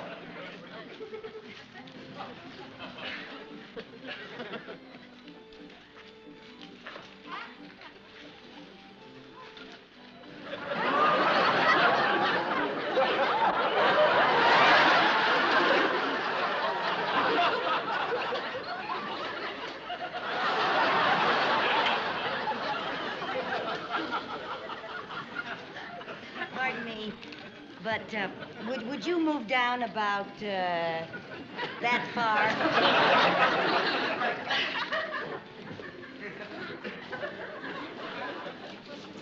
I'm sorry to bother you, but would you reach that paper for me, please?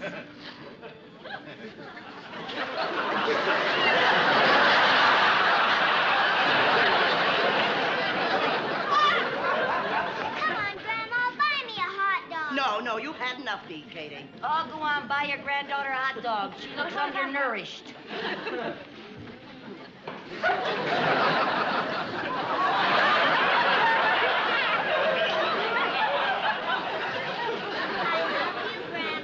Well, I love you too, Katie. Absolutely not.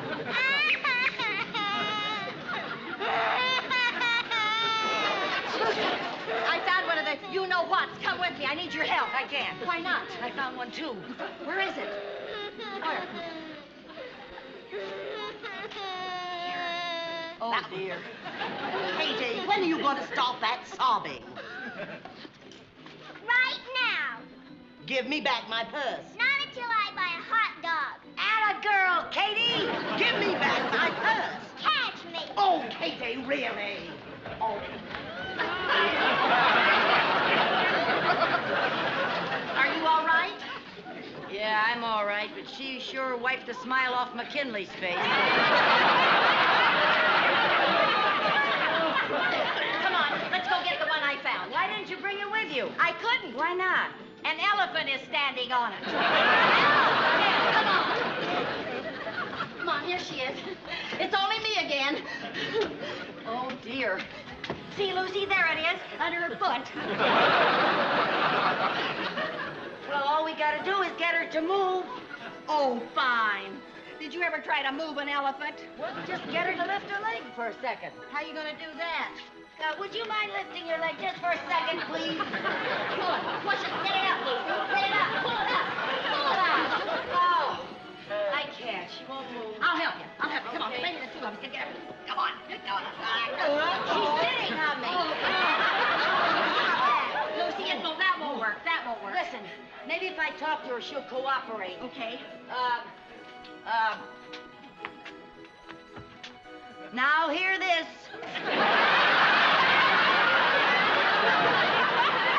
Now hear this. You are standing on something that belongs to me. Please lift your foot. Please. Lucy, she can't hear through her nose. Her ear's up here. Oh,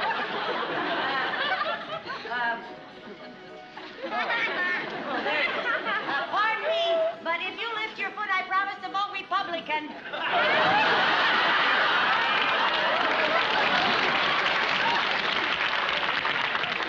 No, how do you like that? We got the only elephant in the world that's a Democrat.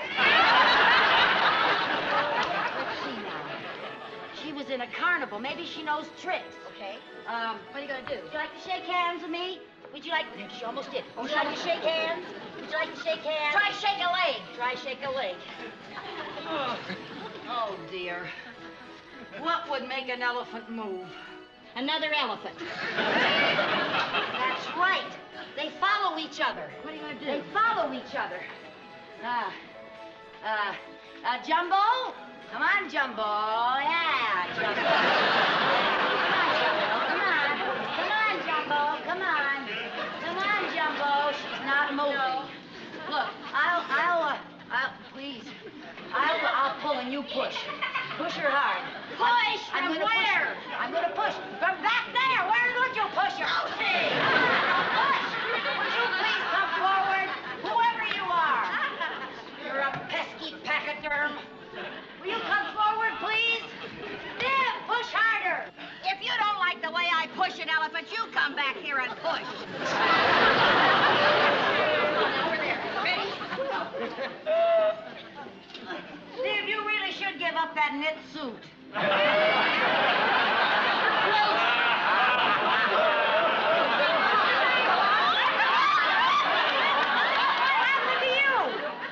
Nut wouldn't sell me his trash, so I had to wrestle him for it. Oh, I got it, though. And I got one. Oh, boy, and I got one. Come on, help us push this elephant, will you, Harry? Right. Huh? Why are we pushing an elephant? Harry, the one I found is under there, see? Oh, there. Yeah, we Come gotta on. push her There we up. go. Come on, all three of us. Oh, come on. Will you move, you nut? Come on. Oh, Mr. Feinstahl!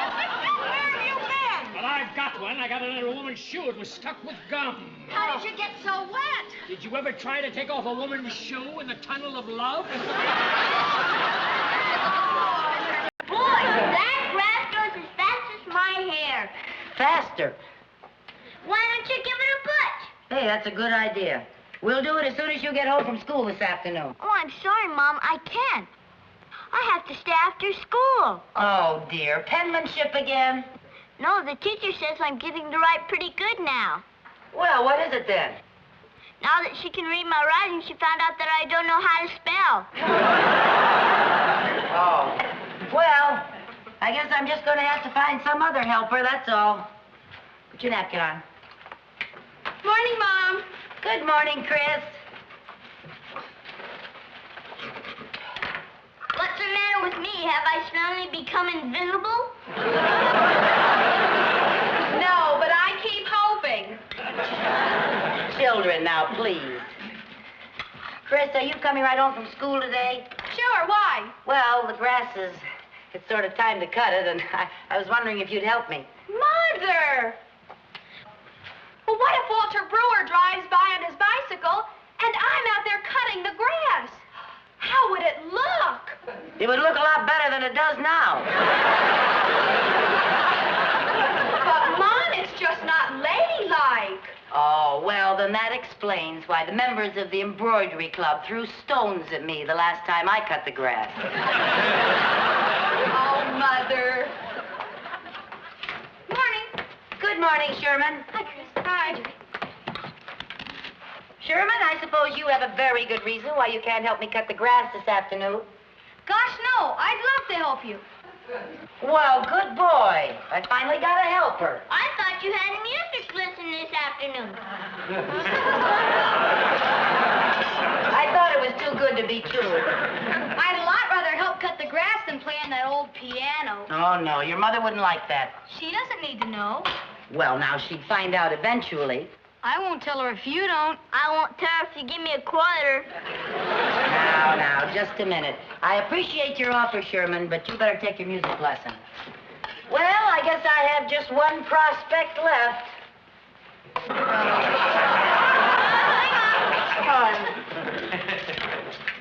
Good morning, Viv. It's a beautiful morning, isn't it? Is it worth opening my eyes to find out? Those darn blackbirds were singing outside my window at 5 a.m. There must have been 20 of them. If they have 4 more friends over, I'm going to bake them in a pie. You know, Viv, speaking of the trees and the birds in the yard and all, I was noticing our grass. Not until she's had her coffee. What's this you don't want to tell me till I've had my coffee? I was just wondering if you'd help me cut the grass this afternoon. Hey, I've been doing enough work around this house lately. Who got dinner last night? Who did the laundry last week? Who did the marketing yesterday? Who? Apparently, some crabby blonde owl.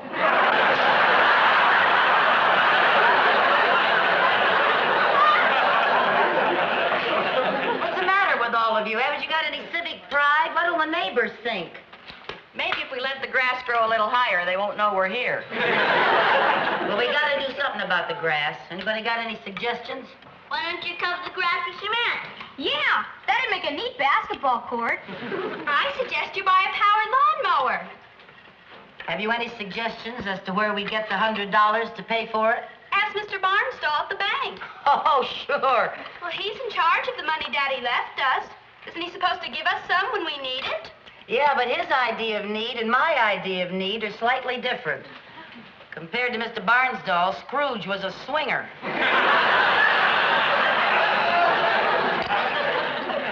I know what we can do. What's that, darling? We've been studying about Australia in school. And Miss Clementine says that the farmers there never have to cut the grass. They let the sheep graze on the land, and they keep it trim by eating it.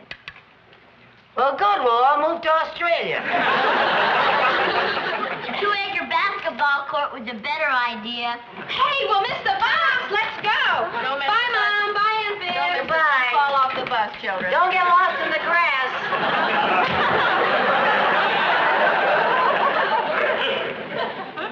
Maybe we ought to get one. Might be the answer to all our problems. They would just eat and sleep and stay outdoors all the time and play with the children. What are you talking about? A sheep. Oh, I thought you were describing an ideal husband. No, I mean, why not do as Sherman said and get a sheep to eat the grass? Now, Lucy, you're not thinking of going into sheep farming. Not a whole farm. I just mean one good, thin sheep that's been on a diet. Well, if you ask me, I think the whole idea is crazy. All right, do you want to mow the lawn?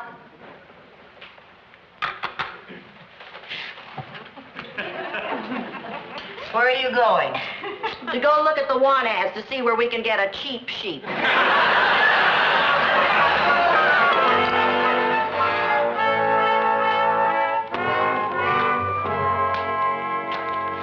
Have you decided yet? No, not yet, Mr. Evans. I'm still browsing. Please make up your mind. You've seen every animal I got, unless you're going to hang around till next spring for the lambing season. Well, I want to make sure I get a good one. This is the first time I've ever been sheep shopping. To me, Miss Carmichael, there's no difference in sheep. I'll bet there is to another sheep. Let me see that one right there.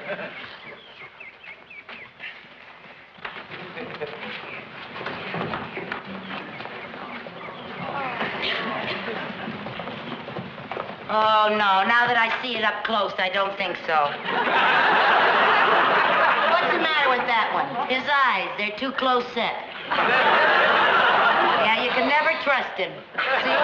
He looks crooked. I wouldn't be a bit surprised if he was 40% cotton. Did I see that one back there? You've already looked at him once. Well, somehow he looks different now. Could be. He's a lot older now. What is there about raising sheep that makes a man so sour? I like this one. Yeah, he's kind of cute. You like black sheep, Viv? Like him, I was married to one. Viv, you don't mean half the things you say about Ralph. I mean everything I say about Ralph. Make up your mind. I'm getting a rash from all this wool. Oh, I'm sorry, Mr. Evans. May I see him? Her. Her, him, that one.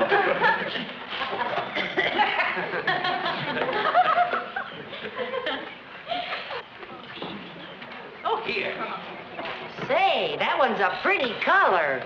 Oh, and I just love the way it wrinkles its flat little nose when it smiles. Watch it, that's how I started with Ralph. All right, Mr. Evans, I'll take this one. Good, Juby, $40. 40? You said they were 35. But this is a lead sheep. Leaders cost more. Oh, dear, wouldn't you know I'd have expensive taste, even in sheep? All right, will you take a check? All right with me. Will it be all right with Mr. Barnsdall? Oh, you had to bring that up. What am I going to tell Mr. Barnsdall? Well, you could put $40 for a sheep on the check, and then if he asks you about it, tell him it's mutton for the freezer. Please, not in front of the LAMB. You didn't hear that, honey. Okay, I'll send you a check, Mr. Evans. How am I going to get this in the car now? Well, little Bo Peep, why don't you just leave it alone, and it'll come home, wagging its tail behind it. Go open the door. Okay. Like this? No, there. Okay, I got it. I think. Ooh! I sure got a pretty one, though, didn't I? Thanks, Mr. Evans. Hey, you really are all wool and a yard wide.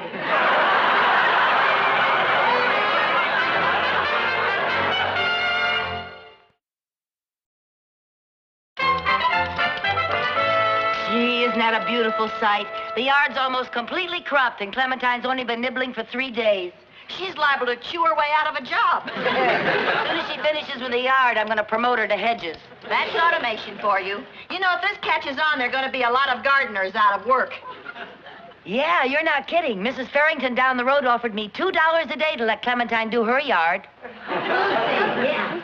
We could go into a rent a sheep business. Yeah, we could have our own U-drive.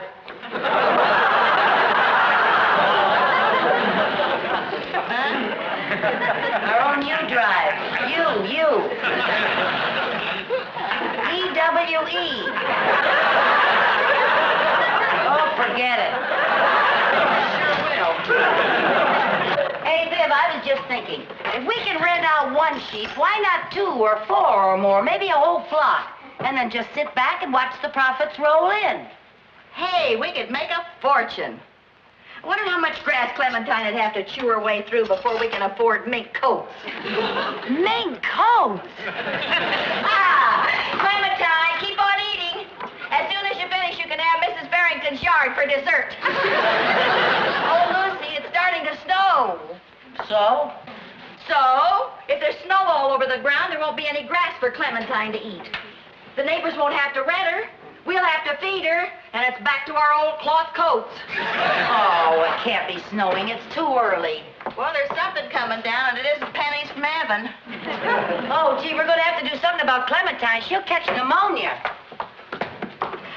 Clementine, come on, girl. Are you going to bring her in the kitchen? Well, what else can I do with her? The garage isn't heated. She can't stay out there. Well, what's your plan? Are you going to keep her in the house all winter? No, just until we can build her a nice, warm little shed. Oh, it isn't enough we have to buy expensive feed for. Now we got to build her a house. Well, when you're in business, you have to expect little setbacks. Great, I've been in business 2 minutes, and already there's a recession. Clementine, come on, girl. Anybody home? Oh, Mr. Barnes so. Oh, hello. Front door was unlocked, so I just took the liberty of coming right in. Oh, sure, that's fine. How's every little thing down at the bank, huh? Well, it's as good as we expected, considering we have Mrs. Carmichael as a customer. Is she home, by the way? She's home. Yeah, she's home. Well, where is she? Oh, she's out in the backyard getting she'll be in just a minute. I'd like you to explain a very interesting check that she wrote. Now, I realize I only handle her business affairs, and I wouldn't pry for the world. But I should like to know why in blue blazes she paid $40 for a sheep. Well, it's cheaper than a power lawnmower. Well, it's cheaper than a yacht, too, but what's that got to do with it? Well, you can't cut grass with a yacht. Please, Mrs. Bagley, don't confuse me. I'll just wait and let Mrs. Carmichael do it. Yeah. Baby, you're gonna be nice and warm in here.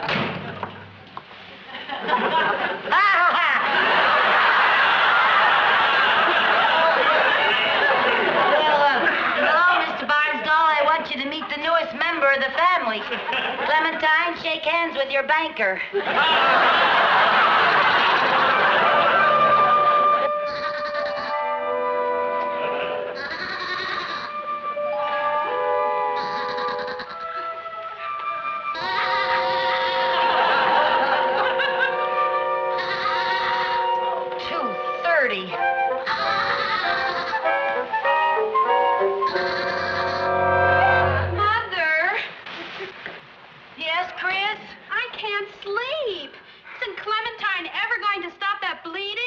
I don't know. I think her bleeder's stuck. I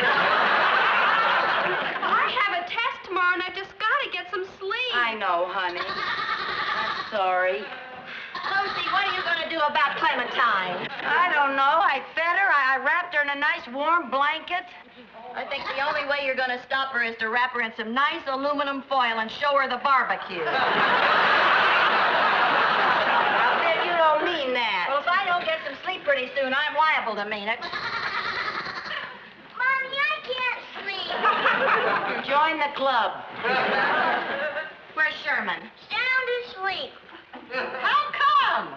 He stuffed his ears full of Clementine's wool. How are we ever going to get any sleep? I don't know. I'll go down and see what I can do. By yourself. I'll be right back.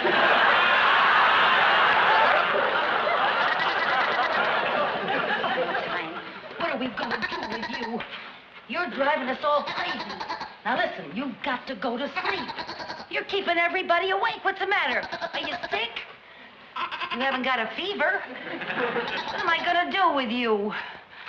Now look, Clementine, you're just going to have to go to sleep. Lie down. Lie down.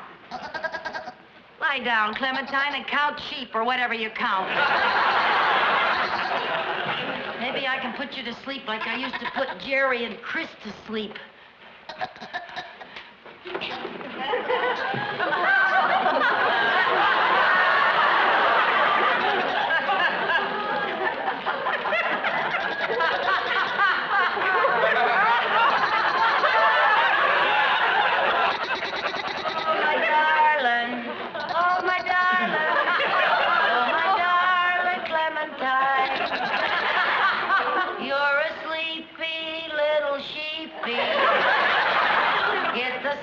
Now, Clementine.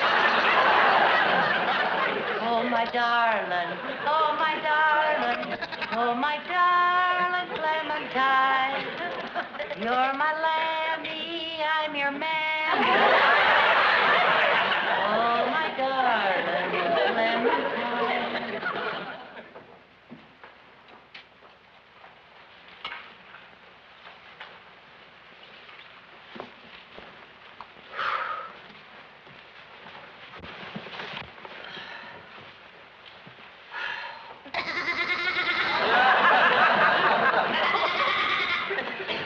Clementine. Honest to goodness, you scare me out of my wits. What am I going to do with you?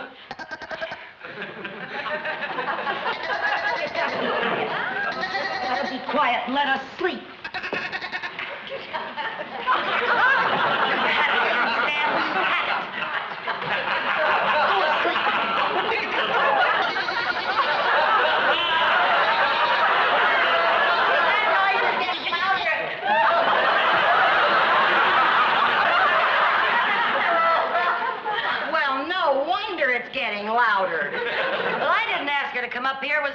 idea. Oh, sure. Well, it was. Oh, the only thing to do is to get her out of the house. Yeah. Are you sure Mr. Evans won't take her back? No, I asked him. As he put it, I sell sheep, I don't buy them. Well, we gotta do something with her. You don't suppose we could put this sheep in a basket and leave it on somebody's doorstep? I don't think so. Hey, why don't we get her back to Mr. Evans without his knowing it? How? We could sneak her in the pen with the other sheep. He'd never notice one more. Hey, that's good thinking. And we'd be doing Mr. Evans a favor, too. He can sell Clementine all over again. And we'd be doing the other sheep a favor, too, saving the trouble of electing a new leader.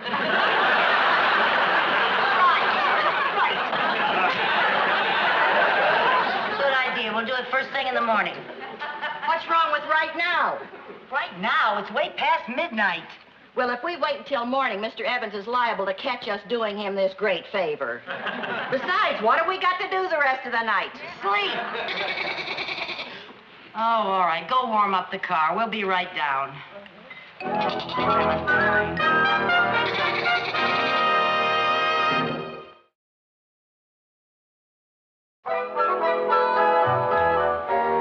Oh, boy, what a night. I don't care if I never see another sheep as long as I live.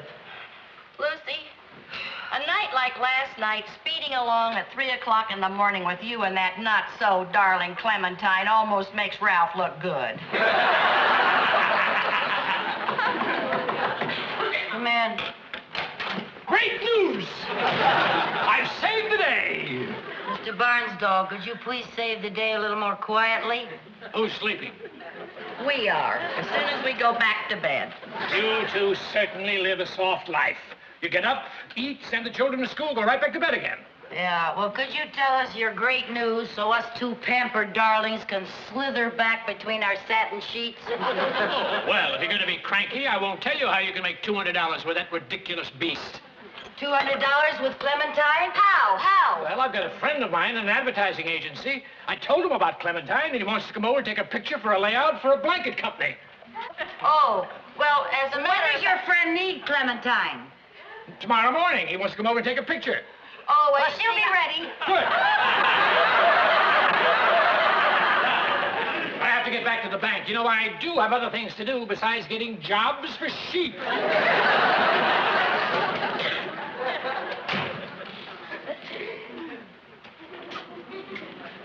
Lucy, can I ask you a question? Sure. Are you crazy? Is that your question? This is a two-part question. Why did you tell him Clementine would be available tomorrow morning? Because she will be. We'll go and get her. How? Tonight after it gets dark, we'll go and snatch her out of the pen. We can't do that. Since when are you against making $200? Since the penalty for sheep napping is a stiff jail sentence and a big fine. You are not a sheep napper if you're napping your own sheep. I'd hate to have to explain that to a judge.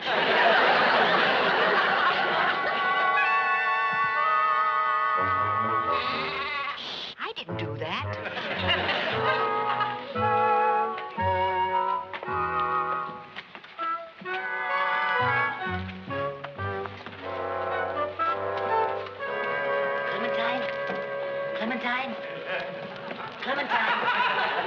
Clementine? Oh, Lucy, how are we ever going to find her? All sheep look alike. Oh, they do not. Well, they do to me. Clementine. Here, Clementine. Clementine. Here, Clementine. Well, the real Clementine Carmichael. Here, Clementine. You're not Clementine. You're not Clementine. You're not Clementine. You're not. You certainly aren't. Here, Clementine. Clementine. Oh, Lucy, we could be here all night and never find her. Oh. Come here. Take me to your leader.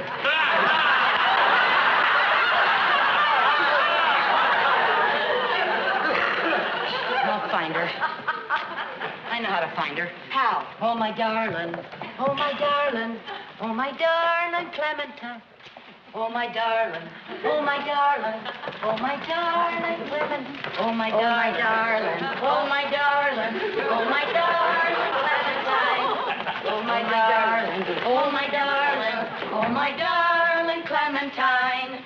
You were gone and lost forever.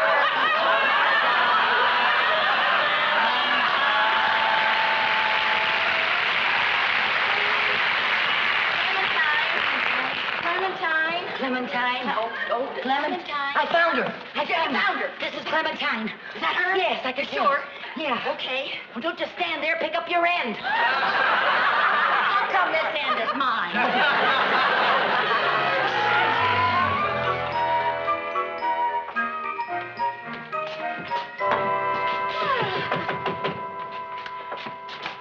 Good morning. Morning, Mrs. Carmichael. This is Mr. Vincent, the photographer. How do you do? How do you Mrs. do? Bagley. Hello, How nice do to you meet do? you. I was just looking at the backyard. I think I can set up my lights right out there. Okay.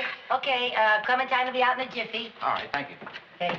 Where is our little four-legged cover girl? She's down in the cellar playing with the boys. I'll get her. Boys, bring up Clementine. We haven't told the boys about Clementine's new career. No. What are you two going to do? March in the old vets parade? Yes, it's in our honor. There aren't many of us left who served with Admiral Dewey at Manila. Oh, what are you really going to do? Well, Jane Corey, our old commanding officer, has invited us to lunch. She's traveling around the country now trying to interest women in the space program. Hey, I'm impressed, Mom. You know somebody who works for NASA. What's up? NASA. You know, National Aeronautics and Space Administration. Oh, that NASA. Oh, hi,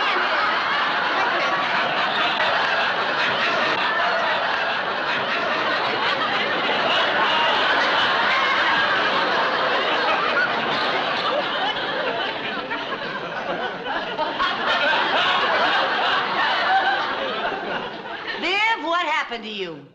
Nothing happened to me.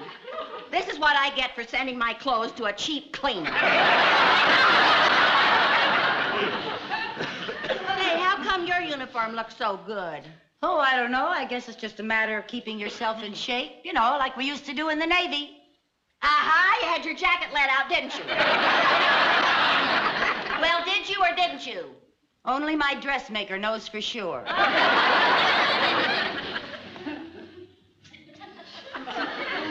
Lucy, I just can't go like this. Oh, come here, Viv. Come here. Now, I'm sure I can button your jacket. Well? Come on now. Pull your stomach in. I said pull in your stomach. It is in. You're kidding. For me, it's in. Oh, it's no use. Just forget the whole thing and you go by yourself. Oh, now, Viv, please. I'm not going to let Jane Corey see me bursting out of this uniform. Oh, Viv, wait a minute. You can take my waist cincher, the one that I bought so I can squeeze into my black sheath. That thing? It's too uncomfortable. Oh, please, Viv. Well, all right. I'll go up and lace myself into that straitjacket. Okay. But I'd a lot rather stay home and wallow around in my moo-moo.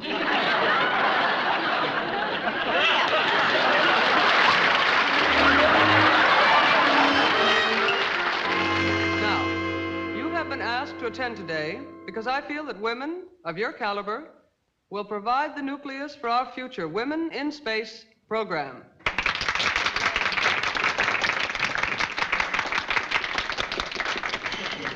Lucy, I think I'm going to have to go out in the hall and take a walk. I can't breathe in this thing. I told you not to eat my dessert. I think I'm going to faint. You can't faint. You're in uniform. Stick around and watch. Now, I have some big news. On Monday, as part of our Women in Space program, we are going to conduct a psychological test. We're going to put two women into a simulated space capsule for a period of 24 hours. for a compatibility test. My, isn't that exciting? Lucy, I think I really am going to faint. What'll I do? Bend over and put your head between your knees. If I could bend over, I wouldn't have to bend over. To help us conduct this experiment, I'm going to ask for two of you to volunteer. I know how I can help you get your breath. Well, I am proud to say that we have our volunteers. They got somebody. Lucy Carmichael and Vivian Bagley.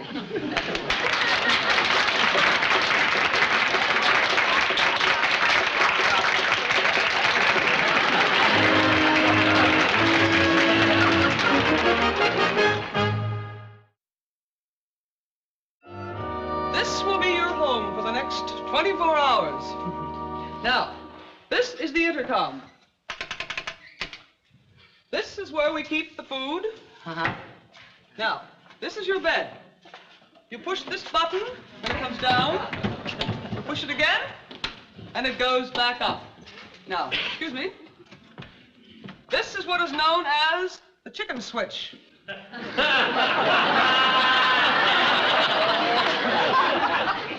Chicken switch? Yes. I know you two will prove to be compatible, but if at any time you feel you simply can't take it anymore, pull the switch, the door will open. Any questions? Negative. Good luck. Thank you, it's our honor. Oh, yes, I'm sure it'll be a thrill of a lifetime. Okay, girls, here we go. I'll see you in 24 hours. Oh, yes, goodbye.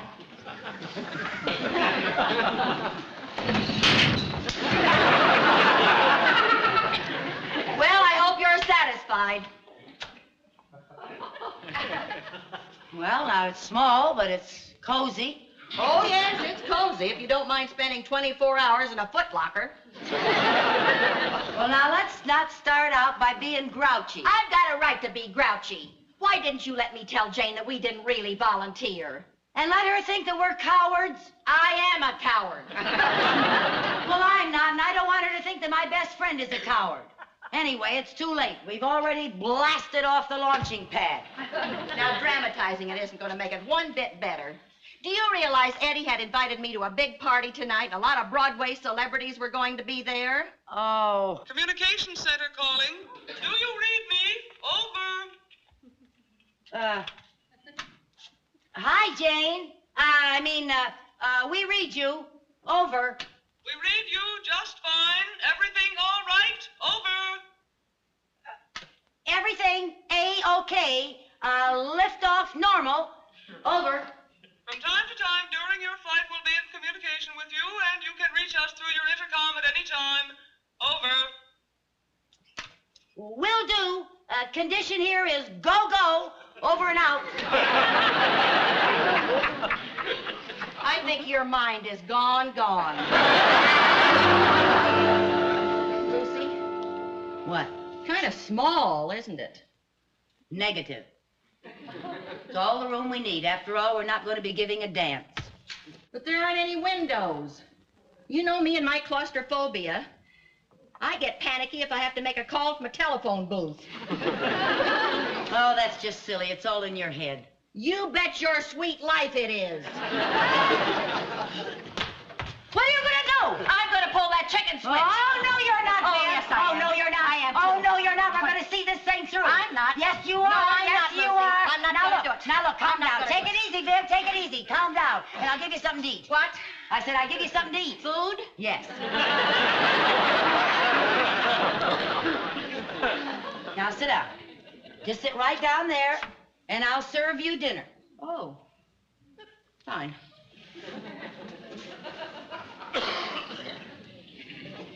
Let's see now. What's on the menu for dinner? Roast turkey and baked potato. Oh, that sounds great.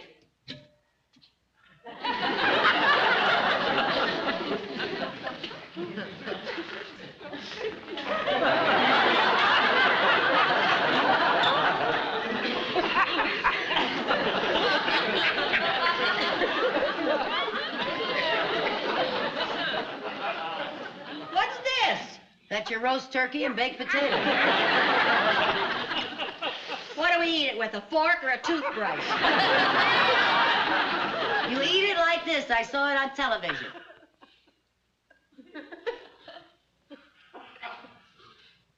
How's your turkey? Not bad at all. Mine tastes like all white meat.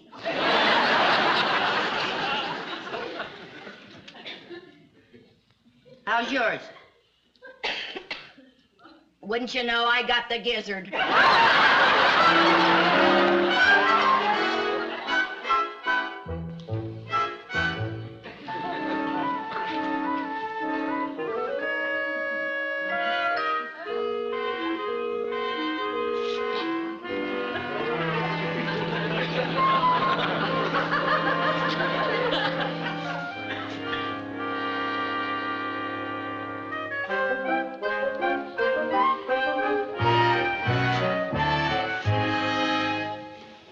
What are you eating?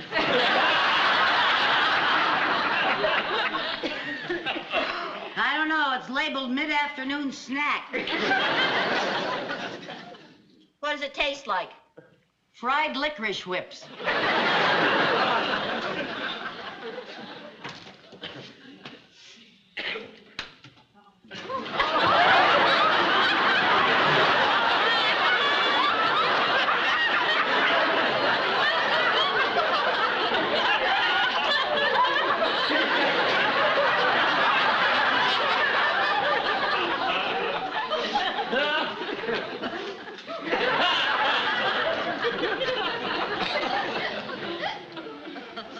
You know, Viv? Viv, this is no time to go over the hill. Viv! Viv! Oh, Viv! Viv!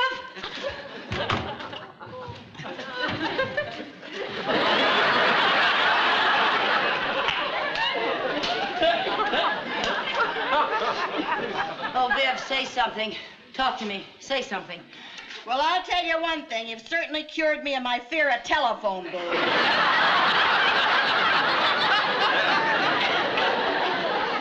Well, I'm sorry. Well, you should be sorry. I'm sorry, Viv. I didn't mean it. I didn't mean it. Where are you going now? I'm gonna pull that chicken switch. No, you're not going to pull that chicken switch. Don't you want this experiment to be a success? Don't you care what people think about you? Double negative. Listen, now you stop. We have got to stay in here to prove that women can be compatible. But we're not compatible. Oh, yes, we are compatible. And don't you give me any of your back talk. We're about as compatible. I'm gonna pull that switch. How is everything? Let me talk to her. Oh, no, you don't. I'm busy right now. Can I call you back?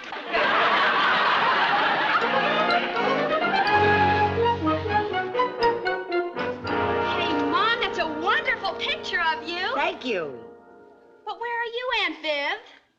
Right behind your mother's arm. Well, now, how did that happen? Remember, you were saluting the Earth people on your return from outer space. Don't feel bad, Mom. I knew it was you. I recognize your ear. Thanks, darling. I'll go tell Cynthia to save her paper for us. Oh, that's a good idea. You two go and get as many copies as you can. Okay. Hurry up now. Hello? Yes? Oh, really? Oh, Viv, somebody from one of the papers in New York. They saw our story in the Danville Tribune, and they want a feature story on us. Yes? Yes, this is Ensign Carmichael. No, I'm the one saluting. Well, no. No, it wasn't too bad, although my helper, Bagley, experienced some claustrophobia and panicked at one point. Yes, but I took command and concluded the experiment. Well, thank you. But I was more than glad to do my part to further man's conquest of outer space. No, they haven't said anything about my going into a real orbital flight. Well, if and when they do, it's A-OK with me. Over and out. Well, thanks a lot. What's the matter, dear? Because of you, I'm soon to be known all over the world as Chicken Switch Bagley.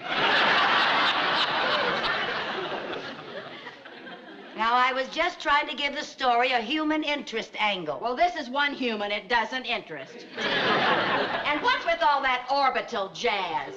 What makes you think they'd be crazy enough to send you into outer space? Well, now they might, and I just wanted them to know that I was available. Remember what our president said, ask not what your country can do for you, ask what you can do for your country.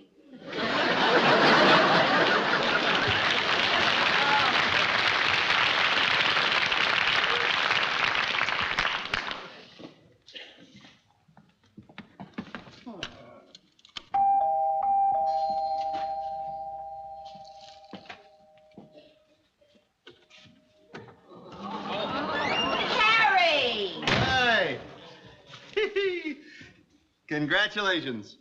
Took every flower in my garden. Thanks, Harry. I'll give it to Lucy. And I only hope she can squeeze it on over her swelled head. What's with you? Oh, I'm sorry, Harry. I'm just fed up with Colonel Glenn Carmichael. Oh, she's taking it pretty big, huh? Well, you know Lucy. That big? Yeah.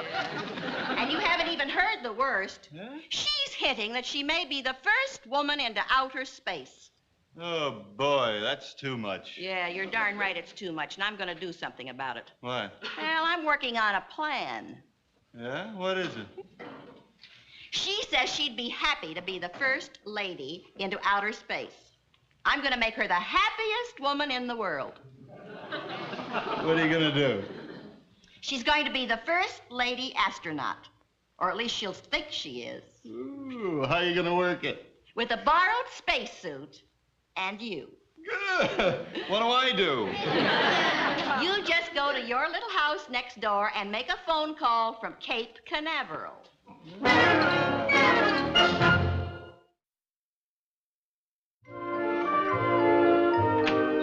Hi. Hi, Lucy. I'm sorry I took so long, but I had to sign autographs for the kids at the market. Lucy? What? This box came for you. Oh? What is it? Oh, it's from NASA. I wonder what it is. Yeah, I wonder what it is. Hello? Yes, Ensign Carmichael is here. Just a minute. It's long distance from Florida. Florida? Yes. Hello? Yes, this is Ensign Carmichael. Yes, sir? Me, sir? Off in the wild blue what, sir? Oh, good grief, sir. Oh, no, sir. Yes, sir. Goodbye, sir. What's up? Me at Cape Canaveral. What do you mean? That was the head of NASA ordering me to report I've been selected to train as a lady astronaut. Oh, that's wonderful, Lucy. Congratulations. Thanks. It's just what you wanted. Yeah. Yeah, it's just what I wanted. I wonder what is in this box. Oh, Lucy, look. It's a spacesuit. Spacesuit? Yes, isn't that darling? Yeah, darling.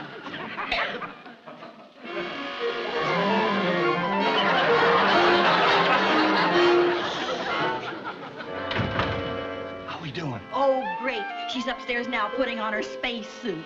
She's just scared stiff. Lucy, Harry's down here. Don't you want to come down and say goodbye? Oh, you must have been great on the telephone. She really fell for it. Oh, I almost broke up. Yes, sir. No, sir. Oh, good grief, sir. Off in the wild blue what, sir? Dummy, dummy.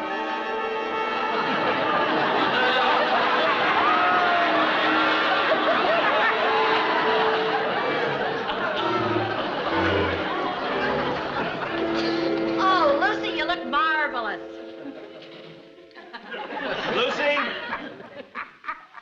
Lucy? Yeah? Viv just told me the news. Congratulations. Oh, thank you.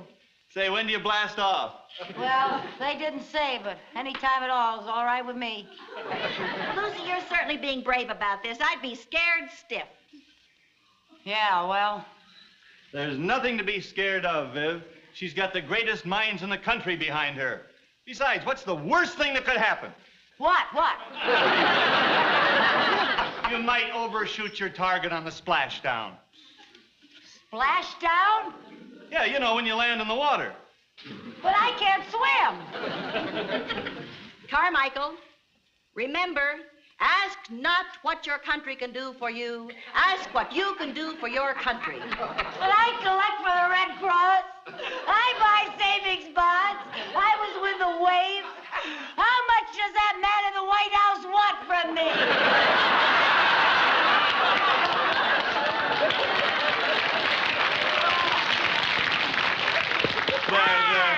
There. Astronauts don't cry. No, I guess not. Besides, I might short-circuit my control.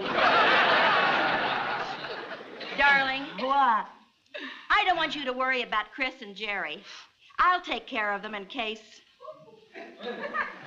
Well, in case anything happens. What do you mean, in case anything happens?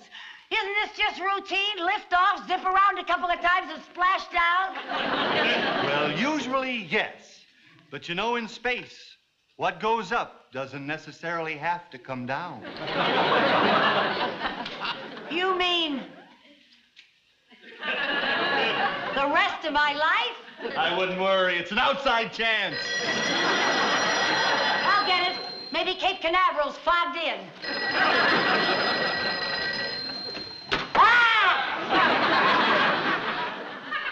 Hello?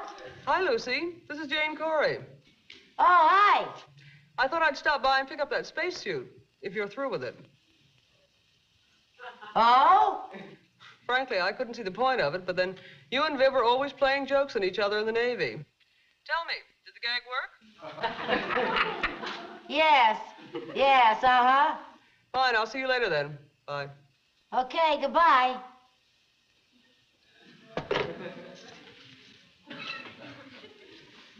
That was Chris. I'm so glad that I could hear her voice once more before I go. Yes, that's nice. But I guess I might as well face it. Something might happen. So if I do, just... Would you do me a favor? Every year on my birthday, would you ask the people of Danfield to turn on their lights?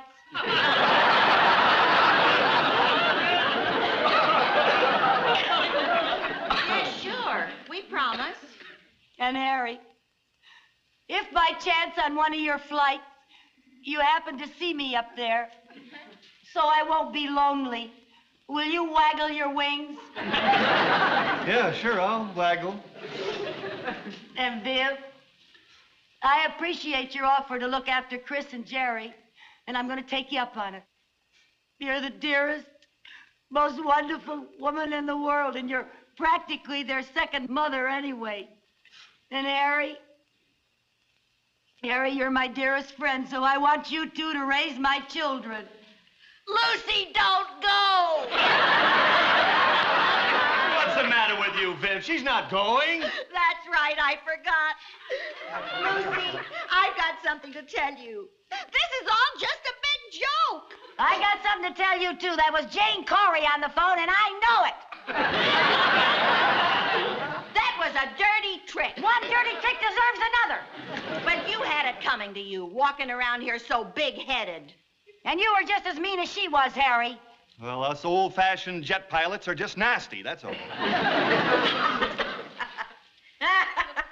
Lucy, you should have seen the look on your face when you thought you were really going into orbit. You were scared green. Now, just wait a minute. Apprehensive, maybe, excited, but not scared. As a matter of fact, I was just a teensy-weensy bit disappointed that it was a joke. True. Oh, dear, nothing. Whatever happened to money falling out of men's pants? Whatever happened to men? Viv. No, I can't. Why not? I don't have $75. Oh. Didn't Mr. Barnsdall send you your allotment from the bank this month? Yes, he did. What'd you do with it? I threw it away foolishly on groceries. What about Chris's piggy bank? It's empty. That poor pig was born with a table knife in its back.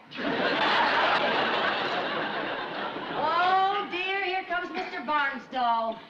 Oh, I wonder what I've done wrong this time. What makes you think you've done something wrong? He's smiling. Good morning, Mr. Barnsdall. Good morning, Mr. Barnsdall. Well, Well, it's nice to see you. Would you like to sit down? thank you. Would you care for a cup of coffee? Mrs. Carmichael, I'm here on bank business. This is not a social call. Well, I wasn't going to drag out the party hats and the nut cups. I'm here about your property tax. There seems to be... Oh, well, would you excuse me, please? I couldn't stand another one of your financial rumbles. Now, about your property tax, there's a little problem about a missing signature. Not this year, there isn't. I specifically remember signing in all 4 places on all 4 copies. Bully, my entire department wants to thank you. And I'm absolutely certain that I enclosed the check. You did. That's what you forgot to sign. That's exactly what I said when I opened the mail this morning. Oh, I'm sorry. Here. I'll see that it doesn't happen next year. Let us hope so. Mr. Barnsdall, while you're here, could I ask you a question? Well? By any chance, could I have a $75 advance on my next month's allowance?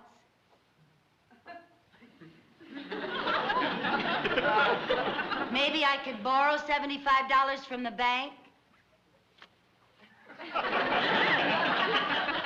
Perhaps you could give me a $75 loan?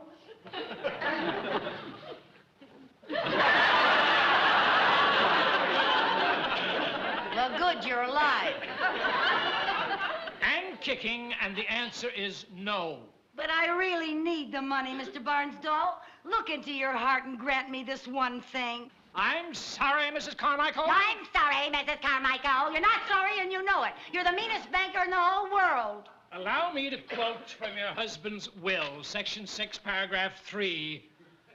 In no event shall you jeopardize my wife's financial position by advancing her small loans, even though she may, 1, wheedle, 2, lose her temper. He said all that in the will? It's all here in glorious black and white. But I want it so I could buy Jerry a bicycle. He's got his little heart set on it. But I guess he'll never know the joy of riding down the street like the rest of the kids.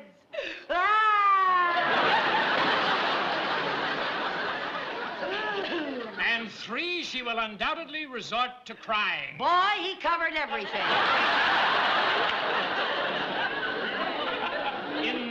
In the midst of all that bogus weeping, did I understand you to say you wanted the money to get Jerry a bicycle?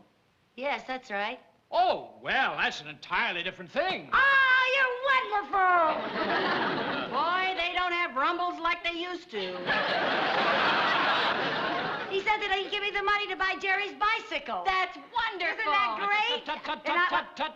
What are you tut-tut-tutting about? That isn't what I meant at all. What I meant was that this time you've got a good reason for wanting the money. And I was about to make a suggestion. Oh, what is it? Why don't you get a part-time job? A job? What can she do? Well, that's a very good question. There isn't too much demand for a reckless spender. Oh, wait a minute. I did go to secretarial school. But, of course, that was some time ago. Well, there you are. There are lots of calls for part-time secretaries. There are? Only yesterday, Mr. Irwin, a lawyer in New York, asked me if I knew of a secretary to fill in for a week. Well, there you are. Could you recommend me? Are you a good secretary? Am I a good secretary? I asked you first. I'll have you know I was tops in my secretarial class. Well, all right. I'll talk to my friend, Mr. Irwin. I'll let you know what he has to say. Mr. Barnsdall. Yes? You're wonderful. Please, Mrs. Carmichael. Bankers don't hug.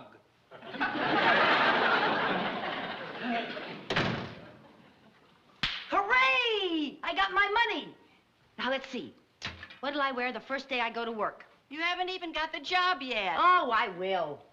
Lucy, were you really top of your class at secretarial school? Sure I was. Here, how's this? I finally finished it. That'll be fine. How many were there in the class? What's that got to do with it? How many? 2. But I was top. Oh, sure. How's this look? That looks fine. Where'd you stand in your knitting class? You got a thread here. Be careful. What'd you knit this out of, baling wire? Here, give it to me. I'll fix it later. Be sure to do it. Yeah. Lucy? Yeah?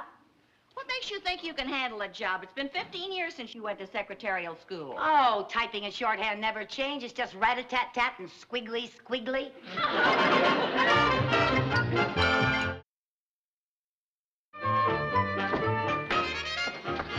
Good morning, I'm Lucy Carmichael, and I skipped breakfast so I get here on time, but my commuter train was late, and then I got off at the wrong subway station, and I had to run back 3 or 4 blocks. How do you do? Well, how do you do? I'm Miss Massey. How do you do, Miss Massey? Well, I'm all ready to go to work. Well, let me see. Before I leave, let me point out a few things to you. This is your intercom, and these are the switches. The intercom and the switches. Well, of course, you know how to work it. Oh, yes, it's sure good to see one of those things again. Now, there is your electric pencil sharpener. Oh, and we just got a brand new electric typewriter. Oh, I hope you know how to use it. Oh, sure, doesn't everybody? You know, frankly, I've had a little trouble getting accustomed to using the light touch. Oh, so did I at first. Yeah. Oh, good morning, Mr. Irwin. This is Mrs. Carmichael. How do you do? How do you do, Mr. Irwin? Mr. Barnstall certainly recommended you very highly. He said you were the first in your secretarial class. Yes, sir, I was. Well, I'm sure you won't find it very difficult here this week. And Miss Massey, have a very wonderful vacation. Thank you, Mr. Irwin. Well, I guess I'd better be going. Well, thanks very much for all the things that you told me, Miss Massey, and you have a wonderful vacation, and don't you worry about a thing. Good luck. Bye-bye.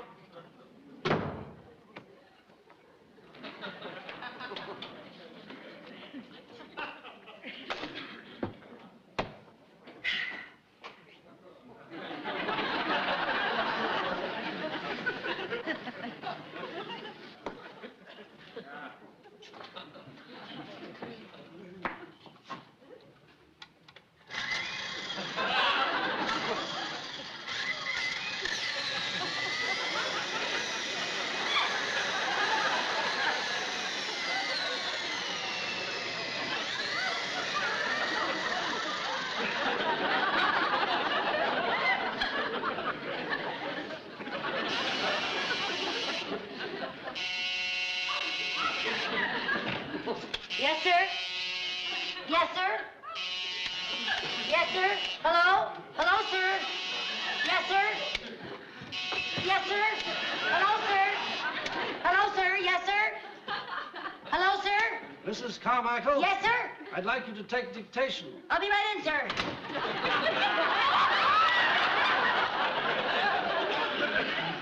I'm sorry, sir, but that little gadget doesn't seem to work. That little gadget is merely for signaling. You're supposed to pick up the phone and answer it. Oh. Oh, I'm sorry, sir. Now, I want you to take a letter. It's very short. I'll dictate it here. Yes, sir. Yes, sir. Oh. Yes, sir. This letter is going to Whitfield, Hammond, and Warwick. What? Oh. Excuse me, sir.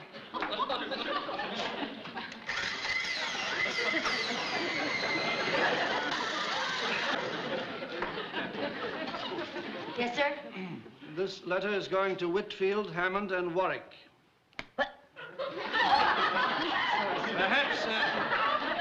Perhaps we can save time if you take it directly on the typewriter.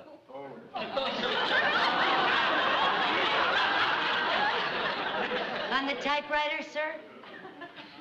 Yes, that thing right there. Yes, sir.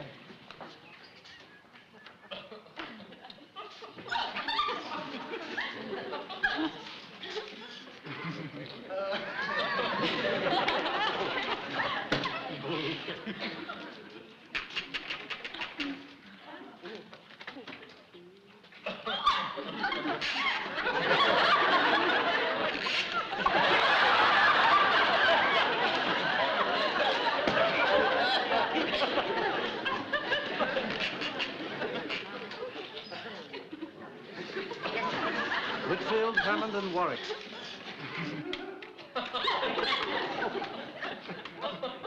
Have you got that? Well, just a second, sir.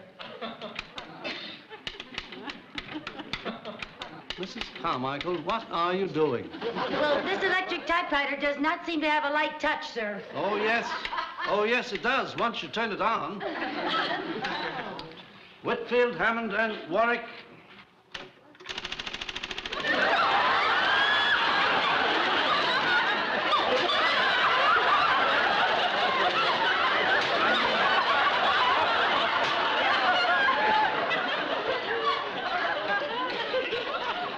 Mrs. Carmichael, I think I'll go telephone Whitfield, Hammond, and Warwick. Would you like to have me get them for you, sir? No, no, no, no.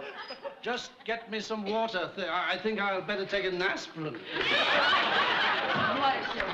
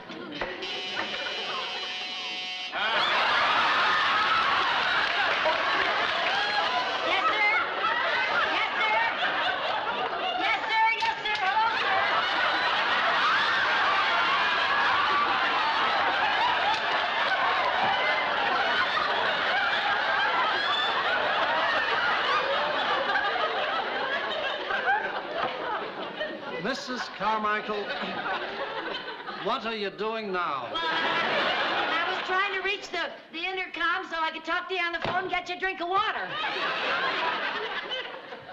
I see. Can I have my water now?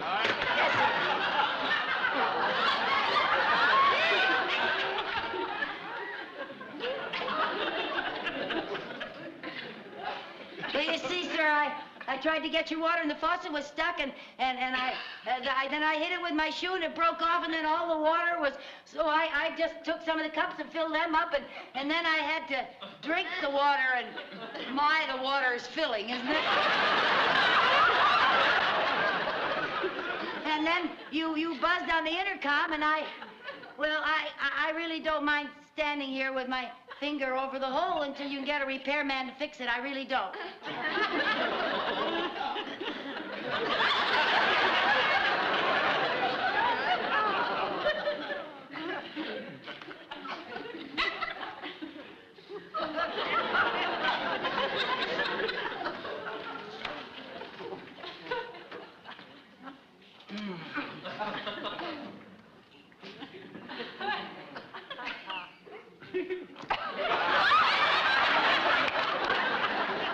That's good thinking, sir. Mrs. Carmichael? Yes, sir. Yes, sir!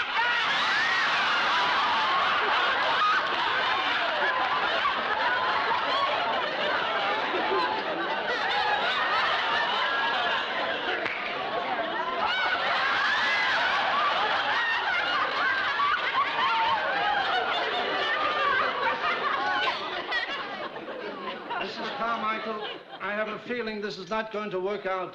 Oh, Mr. Irwin, don't fire me, please. I know I'll get better as I go along. You see, I really need the job because I need the money to buy a bicycle. Good. Buy a bicycle. I think you're much better suited for a paper route. No, it's not for me. The bicycle's for my little boy. I'm afraid not. It's for his birthday, please. Please give me another chance. Please, Mr. Irwin. All right, Mrs. Carmichael. We'll try once more, but just once. Oh, you're a good soul. Now, do you think you could handle a little errand? Oh, yes, I'm very good at errands. All right, here's what you do. Now, you go to this office at this address. Yes, sir. And pick up the Madison contracts that they have waiting there for me. Yes. And bring the contracts to the Cavalier Restaurant on Park Avenue, where I'll be having lunch with Mr. Madison. Right, the Cavalier Restaurant on Madison Avenue with Mr. Park. Oh. Lunch at the Madison Avenue on Park with Mr. Cavalier. Mrs. Park! He's really got his heart set on that bicycle. He's already bought the horn. Beep, beep. Really, yes. All right, I'll write the whole thing down for you. Thank you. And be sure you get there by 12:30 sharp. Yes, sir, I will, sir. Oh, that means I have a lot more time. I can stay here and help you around the office. No. Why don't you go now and have a nice long lunch hour? Good idea. I'll have time to buy the bicycle. Thank you. Mrs. Carmichael. Yes? I have an idea that you might possibly need this. Oh, of course. Thank you, sir. Goodbye. I'll see you at 12:30. Don't forget to empty the bucket.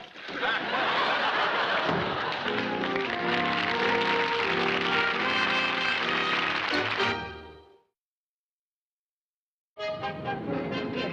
Be careful now. Look out, don't hit us. Lift it up now. Lift it way up. Now, you sure you can handle this by yourself? Oh, yes, ma'am. I can manage it. Okay. I sure appreciate your being so nice. You get it there safely now, okay? Yes. All right.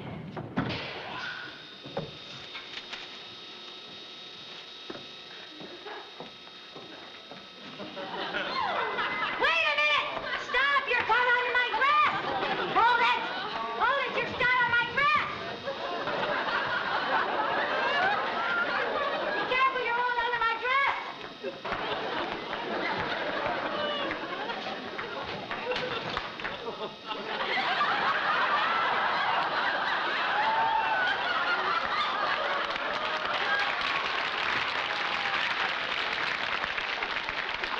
Please! Stop!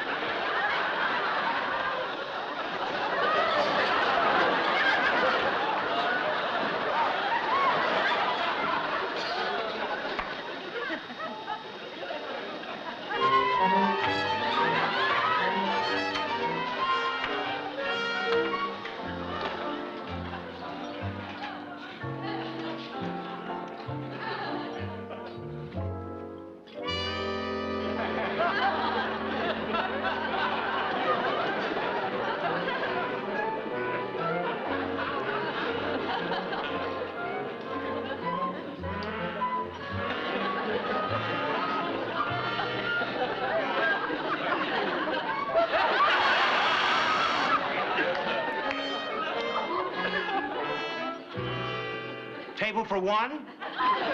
Or would you prefer to sit at the bar? I'm not staying. I would just like you to give this to Mr. Irwin. He's having lunch here. Oh, you're his secretary. Yes, I'm Mrs. Carmichael. Well, he just called and said he would be a little late and asked for you to wait for him. Oh, dear, I can't wait. You just give it to him when he comes But in. he definitely said for you to wait. Something about some papers being signed. Then you were supposed to take them to the bank before 3. Oh, dear, what am I going to do? Well, I could give you a table in the corner. Oh, all right, thank you. This way, please.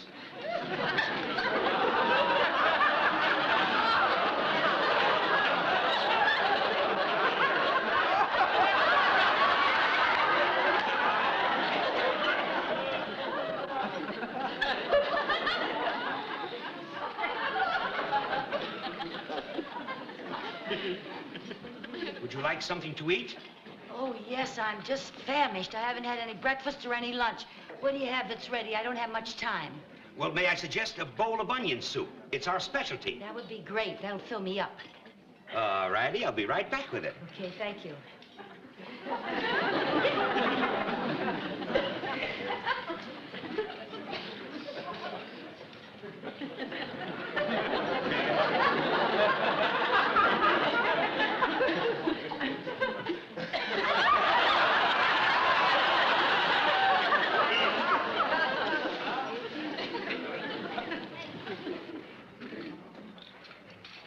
Oh, thank you.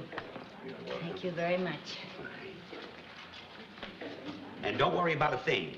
I'll let you know when Mr. Irwin gets here. Okay, he'll be with a Mr. Madison. All righty. Okay.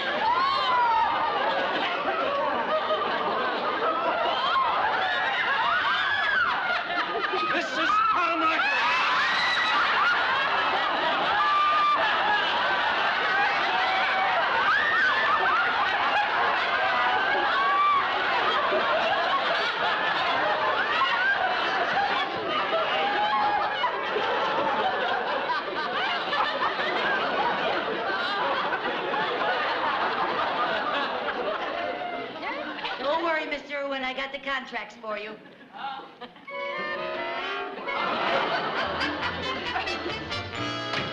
I think that closet in the pantry is a good place to hide it, don't you? Lucy, I gotta hand it to you. This is one of the most spectacular things you've ever pulled.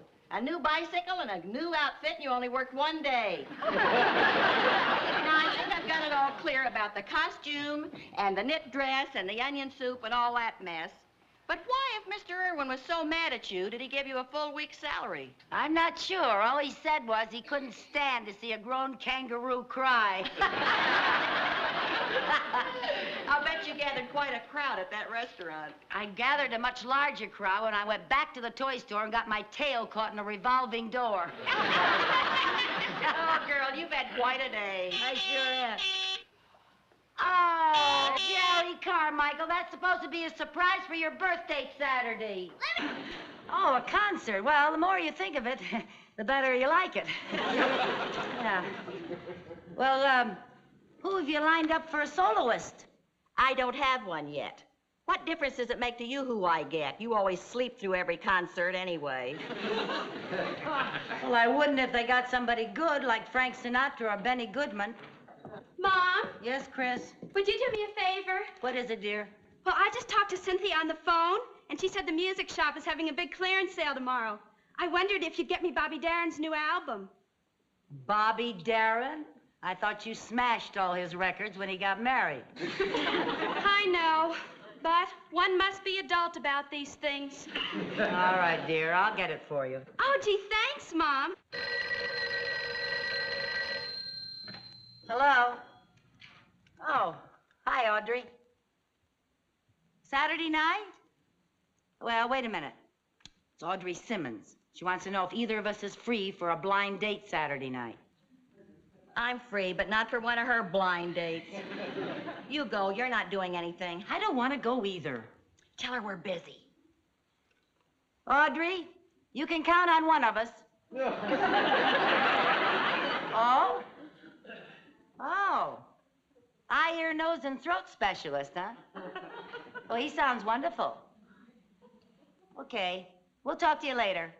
Bye. What's the matter with you? Now, you know as well as I do that we don't dare turn Audrey down. Why not? Because her husband, Harvey, sells medical supplies and has a pipeline to every eligible doctor in this part of the state. That's why not. Every doctor she digs up makes me sick.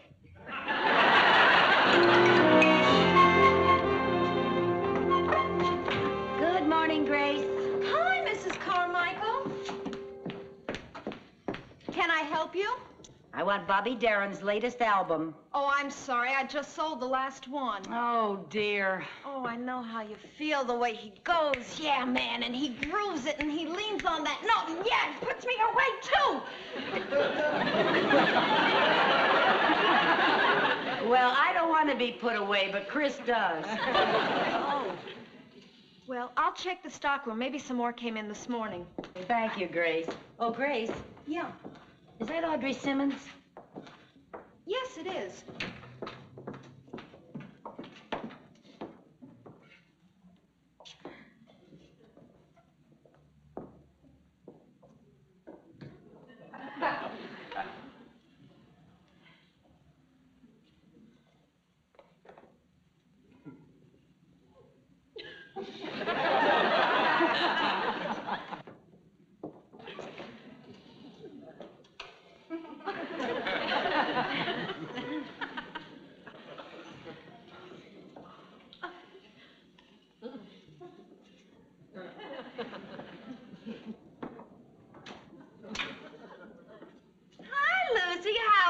Dear. Oh, hi, Audrey.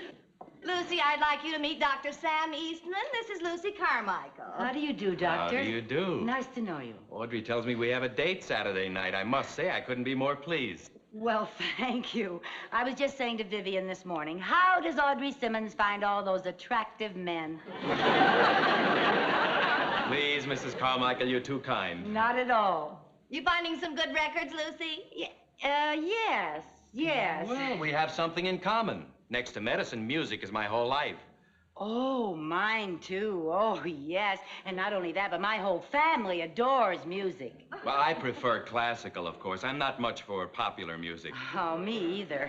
Popular music. Saturday night, I thought we'd go to a concert. Oh, wonderful. You've heard Reiner conducting Rubinstein in Rachmaninoff's Rhapsody on a Theme of Paganini? Not lately. Oh, Sam, here's that album you wanted. Oh, fine, fine. Oh, about Saturday night, I have late office hours. Would you mind if we met at Carnegie Hall about 8? Oh, not at all. Anywhere. Good. Fine. See you Saturday, then. Okay. Bye. Here's Excuse that me. Bobby Darin album. Yeah, well, wrap it up.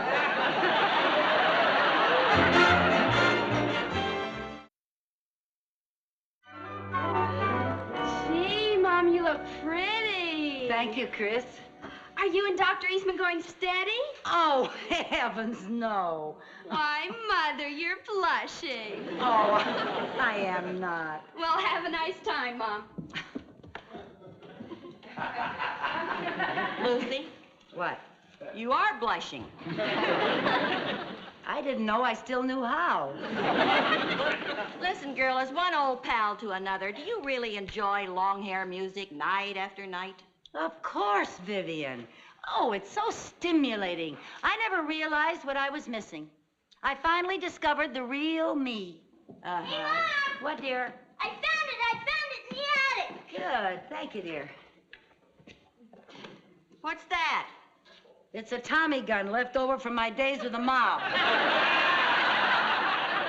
You told me it was a violin. Oh, it is, honey. I was just kidding, Aunt Viv. Say, listen, did you see my music rack up there? I think so. Would you go get it for Mommy, please, dear? Okay. What are you going to do?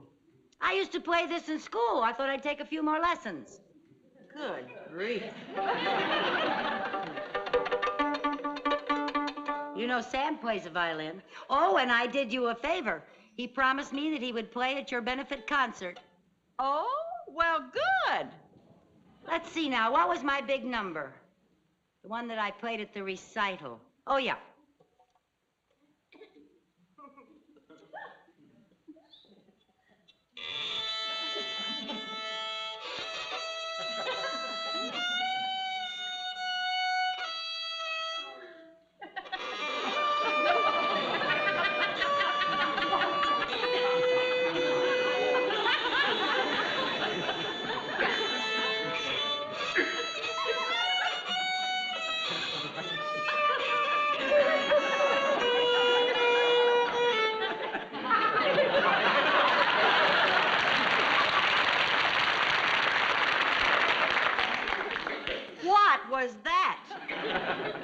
Twinkle, twinkle, little star.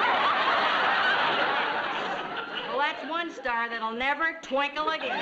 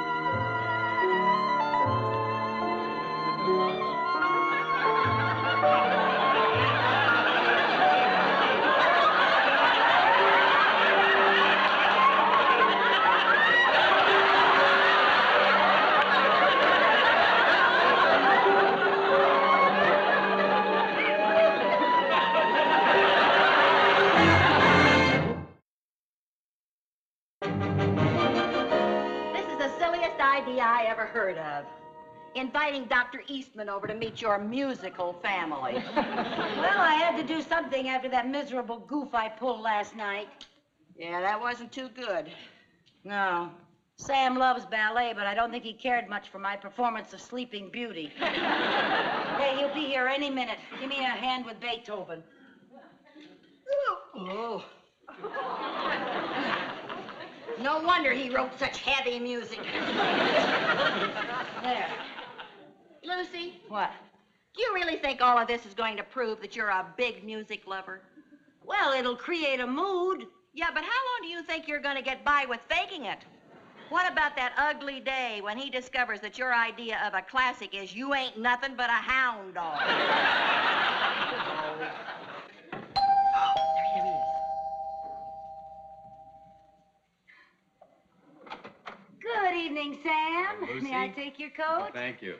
Sam, I'd like you to meet my friend, Vivian Bagley. Well, how do you do, Mrs. Bagley? Oh, I'm very well, thank you. But I'd feel better if you'd call me Viv. Would you hang this in the closet, Mrs. Bagley? Won't you come in, Sam? Well, thank you. Well, you have a lovely place here. Thank you. And what a novel idea, all these little statues. What statues? These busts of famous composers. Oh, those statues. Oh, my. They've been with us so long, I forgot we had them. Won't you sit down? Well, thank you. Yes, do sit down, Viv. Oh, Jerry. Oh, Jerry, I'd like you to meet Dr. Eastman. This is my son, Jerry. How do you do? How do you do? I like your Beethoven sweatshirt, Jerry. Thanks. Can I take it off now, Mom? not yet, dear. Run along. You see, he likes Beethoven, but his favorite is Tchaikovsky, but he's in the wash.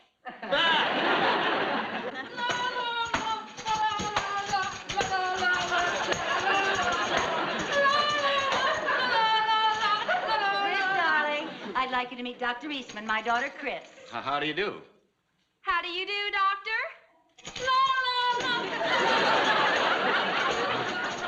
You certainly have a musical daughter. Yes, I guess it's in our blood.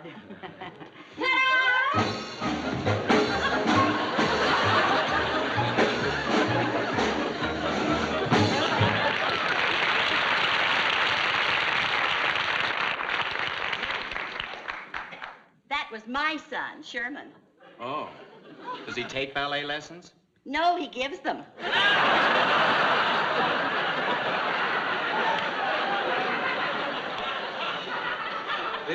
This is fantastic. Oh, yes. I guess we are quite an unusual little group. Doctor, now that you're here, I get so little chance to talk with people who really like good music. I'd like to have your Vivian. opinion on, do you like the way Fritz Viv. Reiner conducts the Cleveland... Viv. Huh? Why don't we play our little musical game for Dr. Eastman? Well, will you excuse me, please?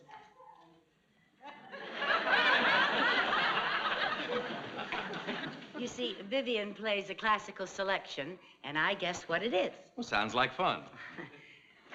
Go ahead, dear. Ready?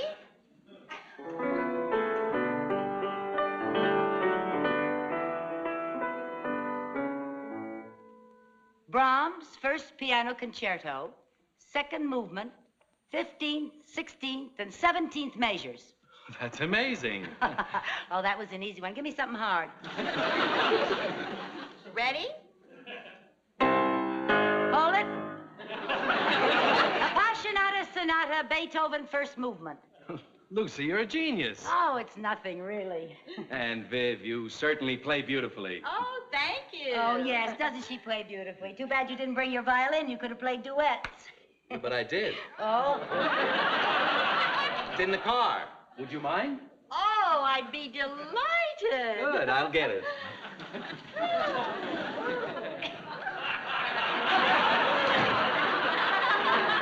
Well, thanks a lot. I'd be delighted. Well, come on now, what's the matter with you? You're the one who brought up the violin. You're the one who wants to impress him with your big musical family. I'm part of the family. Yeah, well, you're not the part of the family I had in mind. Now listen to me, Viv. I am now he's back. What luck. I found this book of duets for piano and violin in the trunk of my car. Yes, what luck. Oh, isn't that nice? Oh, this is going to be such a joy. Oh, what a pretty violin. Would you like to tune up? Oh, yes.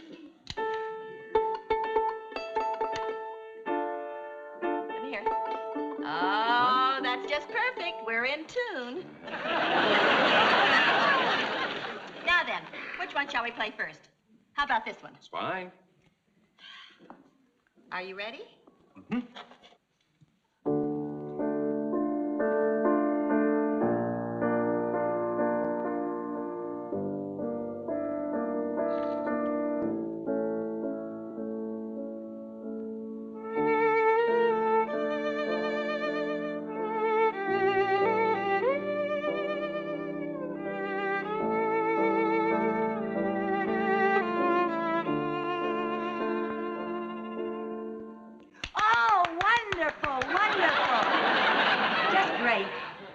I was just turning the page.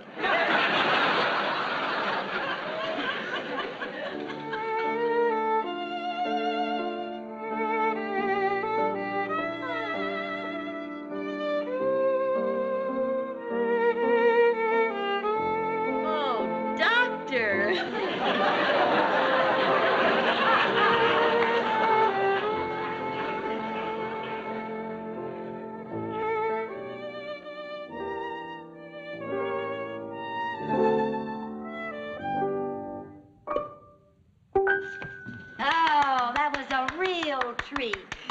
Now, Viv, don't you think it's time to rest those 10 little fingers? She certainly earned a break. Isn't she something, Lucy? Yeah, she's something, all right. Really, Viv, you're wonderful. Oh, you're the one who's wonderful, Sam. Oh, I want to thank you for agreeing to play a solo at my benefit tomorrow night. Well, how could I refuse after Lucy told me you were trying to raise money for a children's hospital? My, you are marvelous. Yes, you're marvelous. Oh, would you like some coffee, Sam? Sam, we played every duet in this book. Oh, no, wait a minute. I just remembered. I have some more music in the car. 101 best love duets. 101? Hurry back, maestro. This is wonderful, wonderful, wonderful. I could just play all night. You already have. Hurry back, maestro. What's with you? Oh, nothing. I like sitting on the couch with my arms folded all by myself for 2 hours. Well, I didn't plan it, Lucy. It was just chemistry. Well, you didn't waste any time turning on your Bunsen burner, Bagley. If you feel that way about it, after all I've done for you, from now on, it's every woman for herself. You bet your sweet life it is. You are pretty jealous. He's back. I found it. Now, Viv, this first piano passage is a little tricky. May I show it to you? Oh, of course, Sam. Thank you. Oh, I didn't know you played the piano, Sam. Why don't you play a solo? Sorry, Viv. What happened? Are you all right? I'm all right. Play it again, Sam.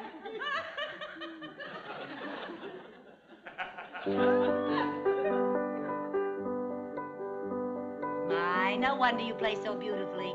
You have exquisite hands. Yes, exquisite. Oh, thank you.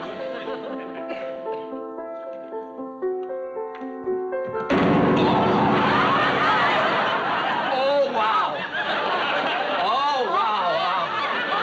Oh, the pain. How could you slam that lid on I his didn't hand? do it on purpose. I'm sorry. I don't think anything's broken. Oh, I though. hope not. Oh, the pain. Oh, my. Will you be able to play at our benefit tomorrow night? I don't see how. This will be worse tomorrow. Oh, you've got to play at the benefits. All the programs are printed. Everybody expects you. You're the soloist. But I can't with this. Oh, you've got to, Sam. Oh, he ought to know whether he can play or not. He's a doctor. Of course he can't play. Oh, I'm Thanks to you, I'm chairman of a big nothing. Oh, now, wait a minute. Wait a minute. Maybe you don't have to cancel the benefit. I have an idea. What is it? Well, I play the violin, too, Sam. Oh, I'm still chairman of a big nothing. Now, listen, Sam, you can still finger the violin with your left hand, can't you? Well, of course, but... Well, if you finger with your left hand and I do the bowing with my right hand, we might make beautiful music together. And now, for his first selection, Dr. Sam Eastman will play Brahms' Lullaby.